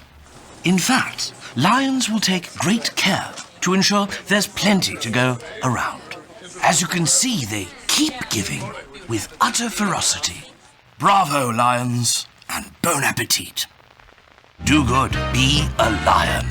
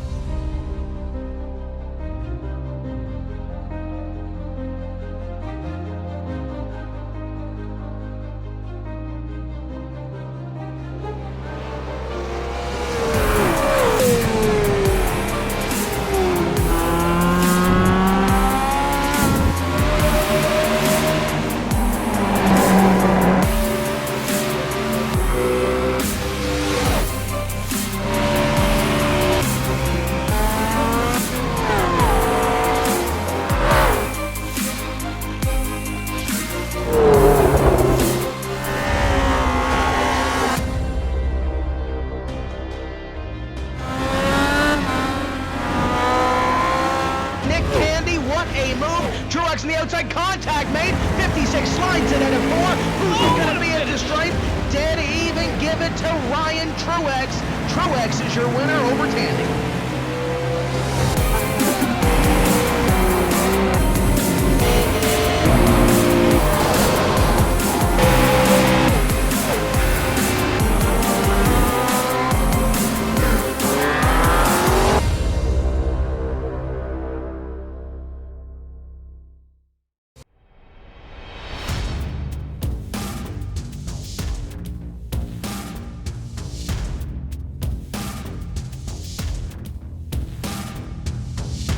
Monza is a very historic track. It's been around since the 20s, and it's gone through several permutations since then.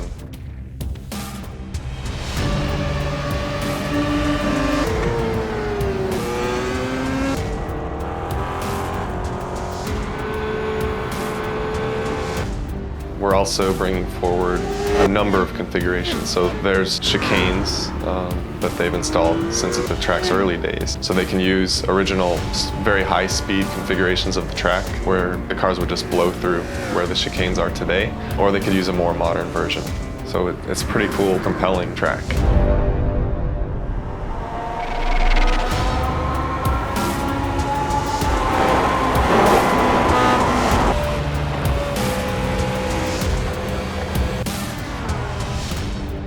The unique thing about Monza is it has a road course, but it also has a high-speed oval, and that high-speed oval can be run by itself. The Grand Prix course can be run by itself, and they also can be run together in a combined circuit, which is very unique and special in motorsports. Back live at Iowa, the green flag just drops for EJ O'Rourke, and he's out in front this time. 25 laps to go around the start finish line. How about a 41 at Corbin Hemstreet? The race chaser online Chevy moves into second. He put the pass on Scott Eckrich at 1 and 2 off of the restart. They earn the 93, the 41, and the 70 are 1, 2, 3. And things are getting, looks like they were about to be single file, but the 90 wants to try and make a move on that 85. The 70 is trying to go after 41. And apparently a car has bin put in the wall there. We'll get confirmation on Bevan who it was. Rivera, it looks like. It looks like in that the meantime, Verizon machine's in the fence. 90's looking under at 85 there for P5. Can't quite make it stick. He's going to probably... nope, he thinks better of it. He's going to fall back in line right behind. He's going to try to dive on the outside this time. Can't get the run there. Still trying to make it happen. He's got the run on the inside going into turn 3. The 21 of Matt Lacrosse goes underneath the 70. He throws it into the corner. He's going to try and make the dive bomb work here. Will the 41 give him room? He will not get it. Now they're starting to get heated up here in the closing laps.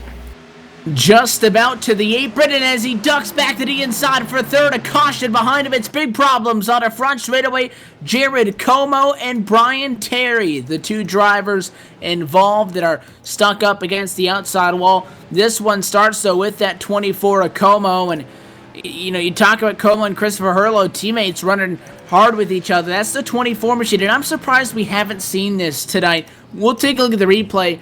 We saw the huge move to the bottom that number 20 of Lacrosse made. He did it okay. Como doing what I thought was going to happen with the cross, and then as you go to the bottom, and the car just didn't quite grip up in time, but he pushed up just enough to clip that 87 in the left rear. That's a team-affiliated car to him. Gets that contact after that car got tied off the corner, drove it in very hard, spins it out back topside, collecting at least a 22 and a 92. Well, I don't want to say team orders there, but obviously you don't want to wreck your teammates there, so he probably decided to sacrifice himself, but in the process may have made a few other drivers upset besides his teammates, so sometimes that's honestly a tough one to call. I think that was just racing hard as we, come to 20 laps to go here, and time is running out to get any positions you can, so obviously there's not going to be a ton of give and take now. I mean, I don't think there has been, honestly, all night. It is a bull ring, after all, but it seems like as we got closer and closer, the racing just amps up even more, and I don't think they're done wrecking yet here, Evan. I still think that there's going to be one or two more cautions at least, and I'll be honest, though, I don't think any of these guys are going to pit now unless they're in the very, very back. A track position at this point is definitely the most important thing.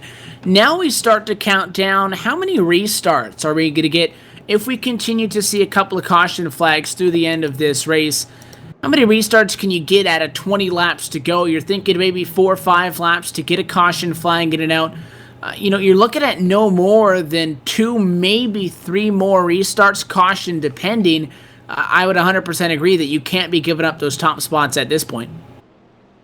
No, and that's where the strategy has come into effect all race long. It doesn't seem like it, with all the cautions that we've had and obviously the lack of green flag runs we've had tonight, but these guys have been playing strategy all night long. They've been deciding when to go on the pit road, when to make sure that they stay out, and with less than 20 laps to go when we get this restart, we're going to probably maybe only get 2 chances if we get cautions here, restarts here. And anything after 6 laps, I doubt we even get 2 laps of green flag racing there. So right now, the 93 of BJ O'Rourke, he's sitting in the catbird seat. He's made the strategy work to his favor. He's a very good driver, obviously. He started second tonight. He's been one of the best all night. And don't count out that 70, though. He was our leader earlier. He probably wants his first win as well. But when it comes down to it, you go all in, and sometimes you get bit by the bullet there. So that's probably the dumbest thing I've said all night. But EJ just has to make sure he doesn't make any mistakes here, and I don't think he's going to, barring some cataclysmic failure, Lights on a pace car stay on, so we're looking more towards 17 laps to go towards the end of this. But EJ's got to go, though. We talk about Eckridge, who's been there all night. Corbin Hemstreet has shown a lot of speed. I'm hesitant to say that he's got all of the speed out of nowhere. I feel like the 41 machine has just been keeping that race car underneath him all night. He's been a top 10 car, 7th fastest in practice, qualified in 9th. I think he's just been kind of buying his time to get to this point, and now he's going to go after it. I think the one thing that we've seen, a combination of based on the pass that EJ made for the race lead, you combine that as well with the fact that, the incident that we just saw back in the pack with Jared Como on the bottom pushing up. I think if you're going to make a pass for the win, I think Corbin knows he has to go to the outside of the racetrack. If you're going to get to the outside on EJ O'Rourke, you're going to have to be pretty aggressive to get there. So this could get fun. I still think that it was very exciting that that 93 made the power move topside to get that lead away from at-time race leader before obviously the problems happened and spun down to the bottom of the racetrack and so on and so forth, caused a rough end, maybe not the end, but a rough patch in this race. But at least at this moment, I think you have to go to the top. Yeah, especially with EJ, we talked to him last week when he was our in-race reporter. You know, he was talking about trying to get the best possible arc off the corner. And that's what this track is, you know. It's not like Richmond where you're on the bottom. Obviously you're up on the top here. You're trying to get the car rotated here. And for him, honestly, you're going to have to find a way to get to his outside. It's almost going to be impossible here. So if you can get to the bottom and get the dive and get the slide job, go for it, but just be careful here as we're getting ready to go back green. Lights are off on the pace car. Pace car ducks down. EJ O'Rourke hesitates for just a second. He's on the gas. He goes off, and we're back green racing with less than 20 laps to go. Takes off. Corbin Ham Street right on his bumper as they head into turn 1. Great start by EJ O'Rourke. They're battling for P3 here between the 70 and the 21. 3 wide out turn 4. It's going to get crazy really quick. Another caution's out, so never mind. Just as they got set to go at it, the caution flag will fly behind them. It's the number 87 machine this time of Christopher Hurlow spinning down in turn number 2. The caution flag will come out, and that one looks like just a racing deal with the 37 to J.R. Johnson. Johnson sailed it in a little bit hard into 1 and 2, maybe was trying to shoot a gap 3 wide in front, and that was not good news for the 87 topside. Both Hurlow and Johnson synchronized spin to the bottom of the racetrack, and I think all things considered, they were able to keep the cars off of anybody else. So a 2-car accident, that time in 1 and 2, will bring us back under the yellow flag and bridge us into the final 15 laps now of this race at the Iowa Speedway.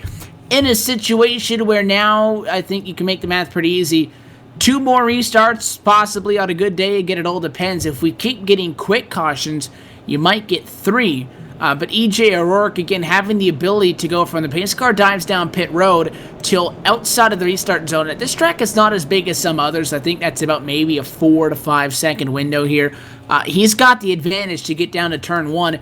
He might just have to get 2 more or 3 more practice restarts here and might not even have to do a whole lot of battling off, considering what may be going on behind him, because it's easy, Thomas, to say that, okay, we're in the final 15 laps, we just go green at this point, but on the other hand, we're in the final 15 laps. If you're going to do something, you got to do it now. So I don't think these guys are going to settle down at all. Oh no, we're going to probably have less than 10 laps to go, or at least 10 laps to go on this next restart here, and I don't know if we can even if we get a quick caution within the first lap, yeah, we might be able to get another restart or 2 in, but if this thing even goes 4 laps, we're only going to get the 1 in there. And, I mean, for EJ O'Rourke, it's just a matter of, we saw it at Richmond in the spring last year between Joey Logano, Jeff Gore, and Matt Kenseth and Brad Keselowski, who, playing games on the restarts, I like to call it, Is EJ going to make the right move? Is he going to check up the field, when the pace car dips down to pit road? Is he going to go as soon as the pace car is down? It's a matter of playing a head game with these guys, trying to get every position. And as a leader, you've earned that right to get up there to do that.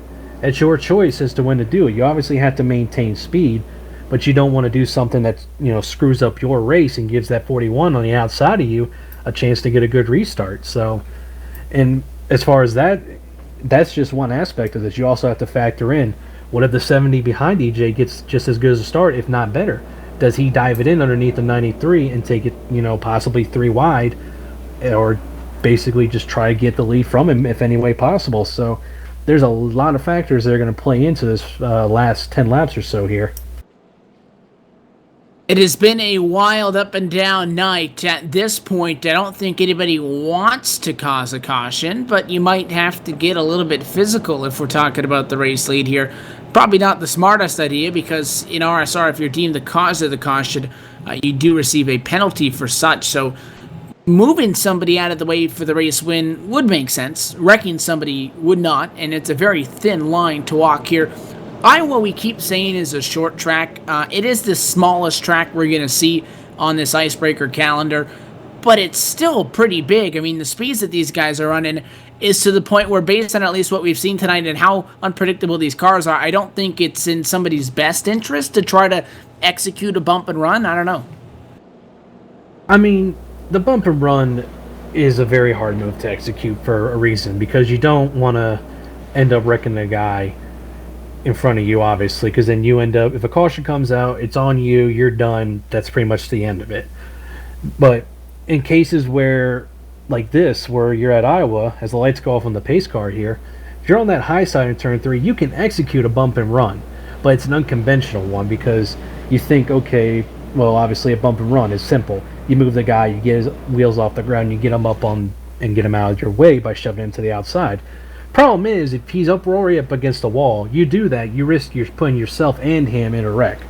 So the best thing you can do when a bump and run comes is you have to make sure he's got enough space to where he can save it, but it kills his momentum where you can get back underneath him. And I don't think we're going to see that, but if it happens, it's going to be, well, there's going to be a lot of fireworks here. So it's going to be fun to watch these last 10 or so laps. It's been fisticuffs all night long at the Iowa Speedway. Could it be for one final time? 11 laps to go. The pace car down. E.J. O'Rourke gets his field out of 4. Green flag in the air. Back underway with the American Ethanol restart at Iowa. 11 to go. Side by side for a second behind your race leader. Inside Eckrich. Top side Hemstreet. Hemstreet maybe a little bit of a push from behind for Matt Lacrosse. Drag race down the backstretch for P2. All of this going on behind O'Rourke. He's loving it. He tries to pull away. Oh, EJ's definitely loving this as the 70 and the 41 continue to battle. Contact! He got him! That's it! He'll spin to the grass. Scott Eckrich is down, and we are still green. The 21's in the wall. They're wrecking all over. There's still no caution yet. Oh my goodness, EJ. Canel's wrecked. They're still wrecking in 1 and 2. No caution. Somehow we are green. That is what I was waiting for all night long, is somebody make that move and it not work. Eckrich dug for it. It didn't work. That caused an accident that Chuck just himself felt that a big checkup behind caused a pretty major accident in turn 1. No caution, though. We stay green, and E.J. O'Rourke is now 6/10 in front of Corbin Hemstreet with 8 to go.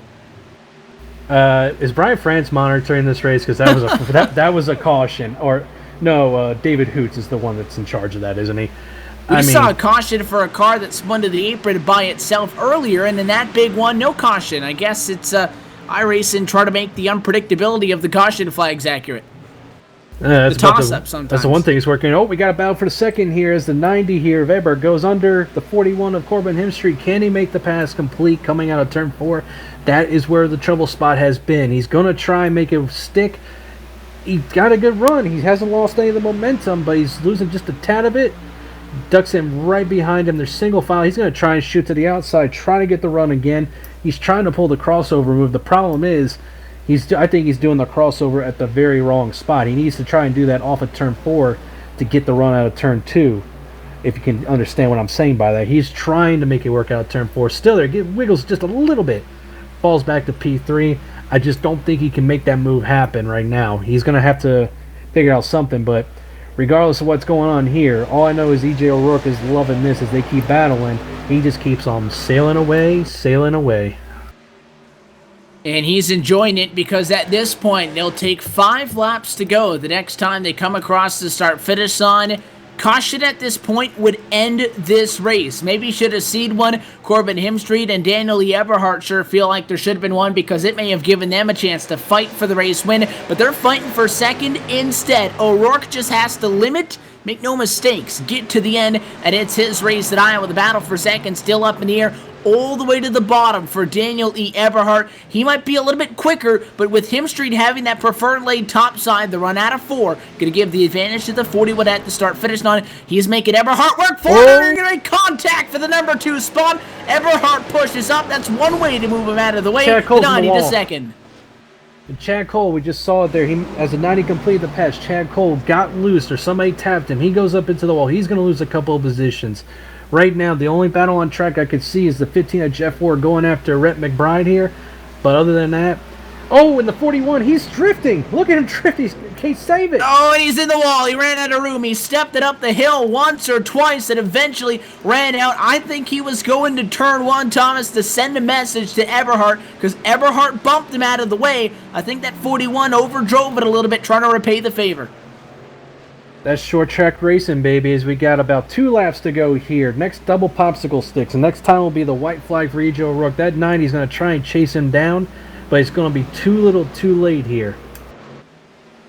A very slow start turned into a spectacular finish. O'Rourke in front of the field, 1 second the gap, and just 1 lap to go at Iowa. He'll get the white flag that time by Eberhardt's got second. Stephanie Lesentine slots into third. That's where the battle is on this white flag lap. Rhett McBride going to drive it in hard. He won't be able to do it. He'll have to deal with the Jeff Ward behind. But as that goes on, it's all behind E.J. O'Rourke. Started outside pole. 2 hours later, he'll be the survivor. Checkered flag. O'Rourke wins at Iowa. Oh, that was a great finish at the end. It's a great job by E.J. O'Rourke there. Daniel Eberhard finishes second. A good run for him after 2 miserable weeks, or at least 1 if I remember right. Stephanie Lesentine brings it home third with a destroyed car, it seems like, compared to the others. Rhett McBride brings it home in fourth after having a very, very, very quiet night. Jeff Ward, after hitting the wall earlier, brings it home in P5. And man, I don't know what to say. Yeah, we had a lot of cautions, but that was a great finish. It was a spectacular and thrilling finish, and an E.J. O'Rourke victory, always a popular one. Fellow drivers come by to congratulate him, and he'll burn it down on the front straightaway as a winner in the Icebreaker Winter Series on 2015 2016. He gets the job done, and he'll walk away on top. The survivor, I said, very fittingly so. He makes it through, and with a pretty clean race car, not too bad for the gmercer.com Chevrolet. As he continues to celebrate, we'll try to catch up with him and the rest of your top 3 finishers post-race show from Iowa on LSRTV. Back in a moment on iRacing Live.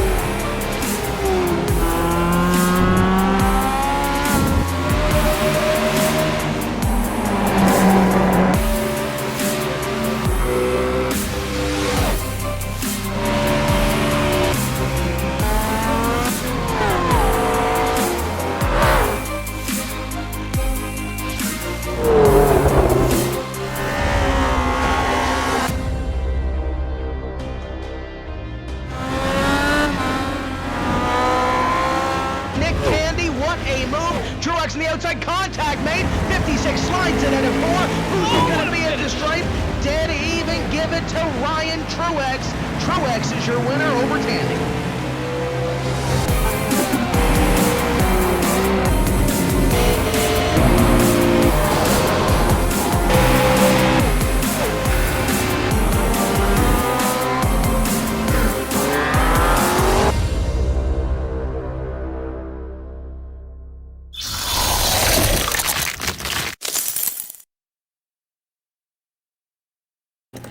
We're back live at the virtual Iowa Speedway post-race from the Iowa 150, Thomas. 2 hours. I don't know if it was worth it, but that was an exciting finish at the end. O'Rourke holds on. They were bouncing off each other for a second, but the 93 does get the job done at the end of this one. He's currently making his way down to the virtual victory lane, so in the meantime, caught up with your third place finisher tonight, driver of the number 78 Chevrolet, Stephanie Lessentine, comes home in third tonight. A top 10 car all night, somewhat of an under-the-radar night too, Stephanie, which is pretty good news, all things considered, because that was interesting. I'm curious to hear what it was like for from behind the wheel for one of the drivers. That was probably the longest frustrating Iowa race I've ever been part of. Iowa's my favorite track on the short track side on iRacing. It's just, it tailors to my driving style, so I'm glad that's over. The cautions were just too many and too frequent. What was it like out there? Because we were talking about a lot of things, from brake bias to the new build to dynamic tracks to tire wear to the track itself to traffic. You had a relatively good night as well, bringing an LSRTV machine home at a top 3 spot. Had a little bit of a crunch at the back end, had a little bit of a crunch at the front end, so you weren't scot-free from contact all race long, but you managed to survive when others didn't. Yeah, we got early problems. I don't know what caution it was, but it was early in the race. I got into the back of somebody coming off of 2. It was a checkup, and he spun off my front end. And then later on in the race, got another contact, and I was just trying to keep the nose clean. I knew that the car was still great. Everyone was complaining about brake bias. I didn't have any problems with the brakes. They were working just fine. My only complaint was the bumps in 1 and 2. If you hit those just right or wrong, you were going to go up the track, so you had to know where those were to drive the car over. And I'm sure you're satisfied maybe to get away with the top 3 finish, all things considered, at this track. You guys have not had the best start to your season as you would have liked. An average finish of 26th in the opening 2 races. It put you guys in a big hole, and it's still much an uphill battle from here. But getting a good finish in this one, all things considered, and again, it wasn't a conventional race by any means, but there's a lot of big names that had problems as well. It's got to make you guys feel good after the rough start to kind of get things back on track here tonight, although it was in a little bit of a different way than I'm sure you were expecting. Yeah, first 2 races were not the best. I mean, the Super Speedway race was the wild card, but Michigan last week was a disappointing end. But it does feel nice to finish in the top 5, top 10, and be a top 10 car all night long. So it was really, really nice to be up there and kind of show that we do have the potential to be up there. We go from one of the slowest tracks to one of the fastest. We're back on one of the intermediates next week for round 4 at Atlanta. Is that a place as well that 78 machine can keep this momentum rolling at? You bet, Evan. It's going to be a fun track. I love mile and a halves. That track is slippery on old tires, so it should be a really fun show. Hopefully not a caution fest like this one was tonight. Tonight was a battle. You make it through, and you're on a podium in the RSR Icebreaker Winter Series. Stephanie, sponsors and shout-outs, who do you want to thank for this run? I want a big shout-out for LSRTV for putting on the show, Real Sim Racing for the awesome league they've got going on. I know we had a little rocky starts here, but I'm sure we can clean it up and move forward. And Aegis Racing for allowing me to race with them week in and week out. Stephanie, thanks for sticking around and chatting with us again. Congratulations. I'll let you get back to the team radio, but best of luck. We'll see you in Atlanta. Thank you, Evan. So that is the driver of the number 78 LSRTV Chevrolet, Stephanie Lessentine, comes home in third tonight, just in front of her. And I know somebody that, Thomas, you're itching to talk to, Daniel E. Eberhardt, in a spot that could have won this race. It ended up being a battle for second. He ended up in that number 2 spot when it was all said and done, and you've caught up with him. Yeah, and I've caught up with the driver of the number 90 Chevrolet, Daniel E. Eberhardt. And Daniel, before I get into your thoughts about the race itself, as far as the cautions are concerned and all that, I really want to know what you thought about the 41 looking like he may have drove it into the corner to get a little payback for that move you put on him towards the closing laps there. I mean, I don't want to race anybody like that. When you're holding somebody up, you got to take it into your own hands and you got to move them out the way. And I had to do what I had to do to pass him. And yeah, he was all right to be upset with me. I mean, I'm not mad at him for trying to get back to me, but I wasn't. It wasn't like I took him out of contention to have a top 3 finish and be talking to you guys. I had to go catch EJ, and I was catching him. I just didn't have enough laps because I was too busy running with him. So I just finally just doored him and said, "Okay, I gotta go." Yeah, and it was definitely hard to pass out there, as it always is at Iowa. And we could all understand the situation. Obviously, short track, the bull ring, tempers will flare. But what was it like with the other drivers out there as far as the cautions? Was there a ton of frustration because we were having it up here in the booth, just kind of saying, are we going to get any kind of run going? And when we did, there was a lot of great racing, but it just seemed like the cars for everybody, they were just very snappy loose. It just didn't want to handle for any of you guys out there.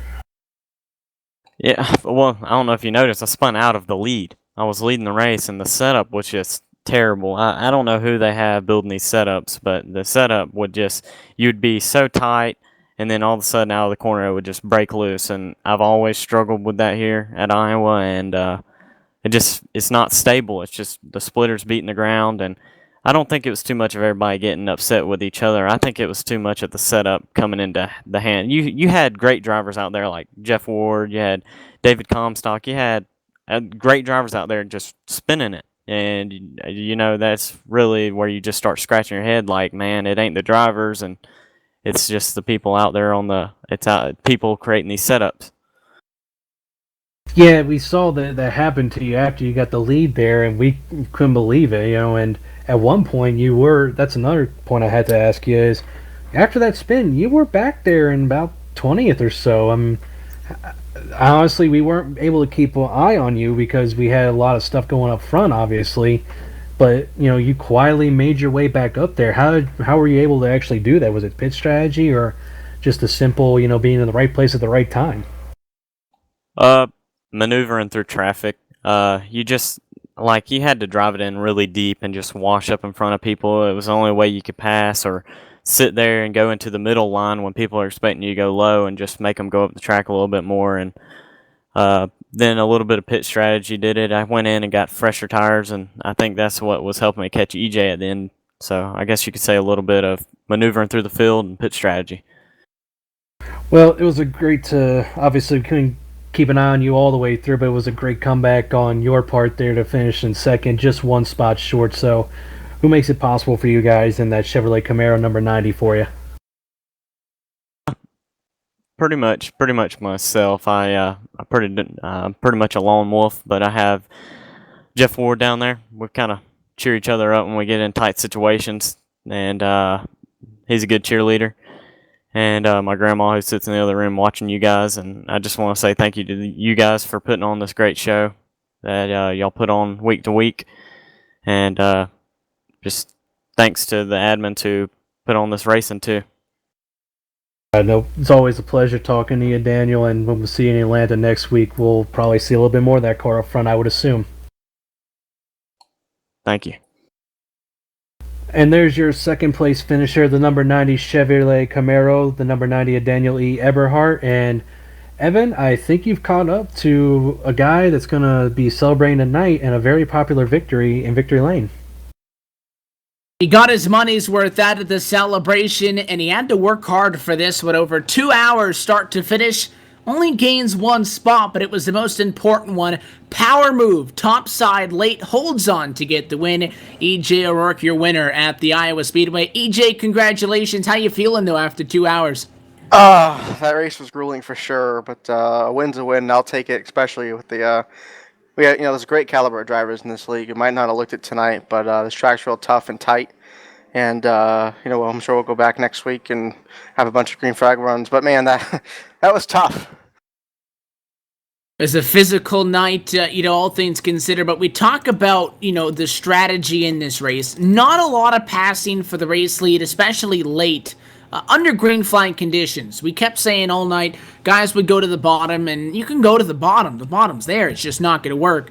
And we said that you might have to do a power move topside, but we didn't think it'd be possible. And on lap 117, you stuck that 93 out there. You got to the outside of David. You passed him, got him flustered to the point where he got a little bit squirrely, ended up getting into an accident, and then you held on from that point. How difficult was it executing that pass?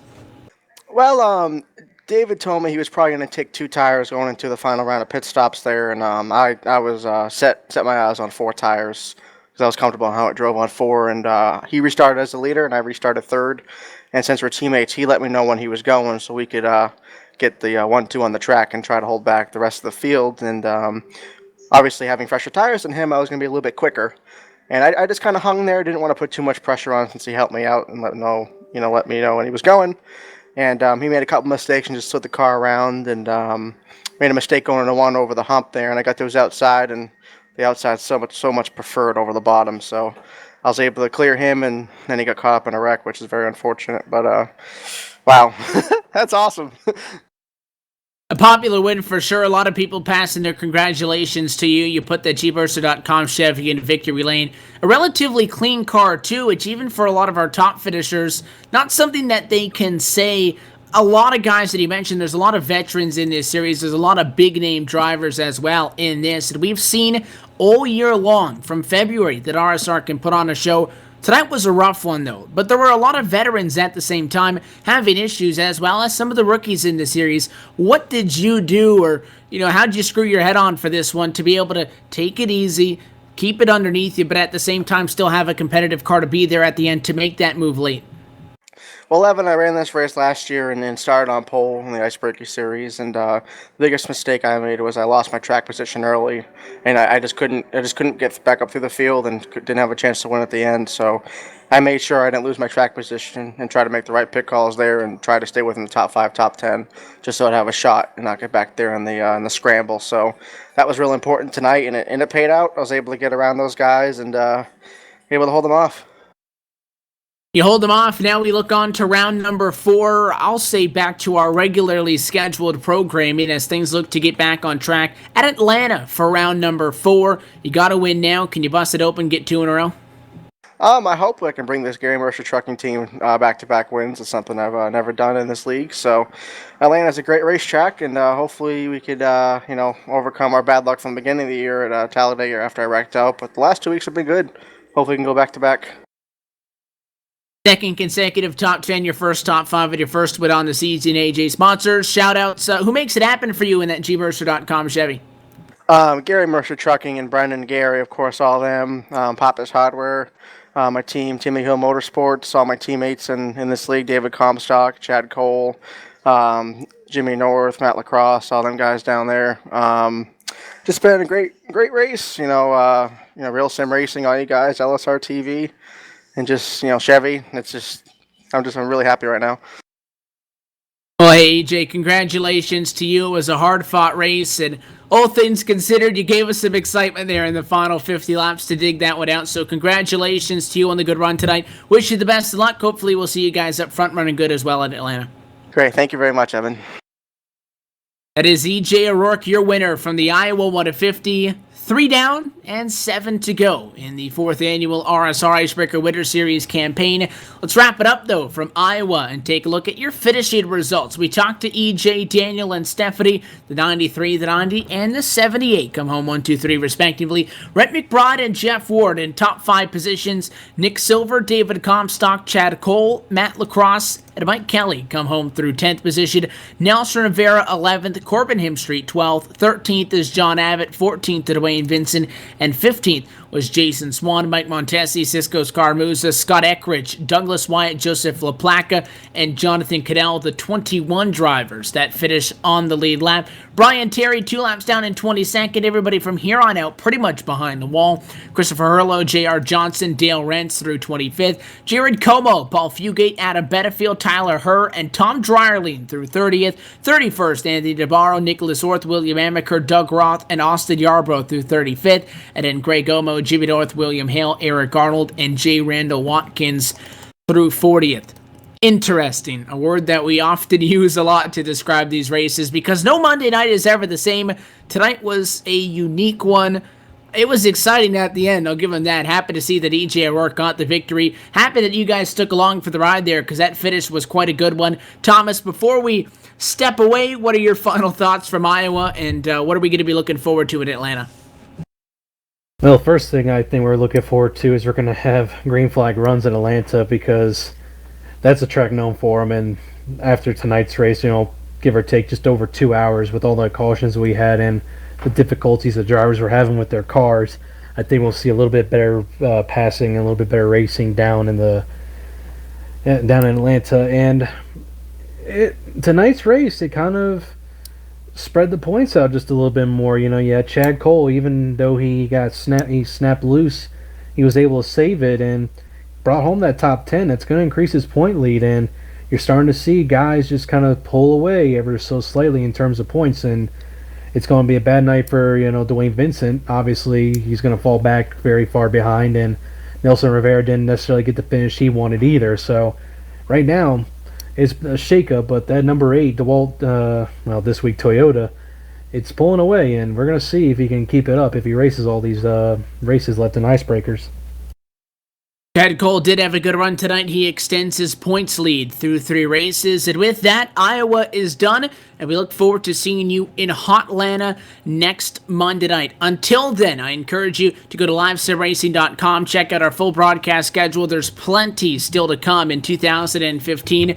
NASCAR iRacing.com Pro Series tomorrow night. RSR Outlaw Trucks Wednesday. We got short track action on Thursday. More iSuper Speedway chase stuff going on Friday. All of that information and a full broadcast schedule at LiveSimRacing.com. Also on our Facebook. That'll be Facebook.com/LiveSimRacingTV. Thomas, want to thank you for hanging out for the evening.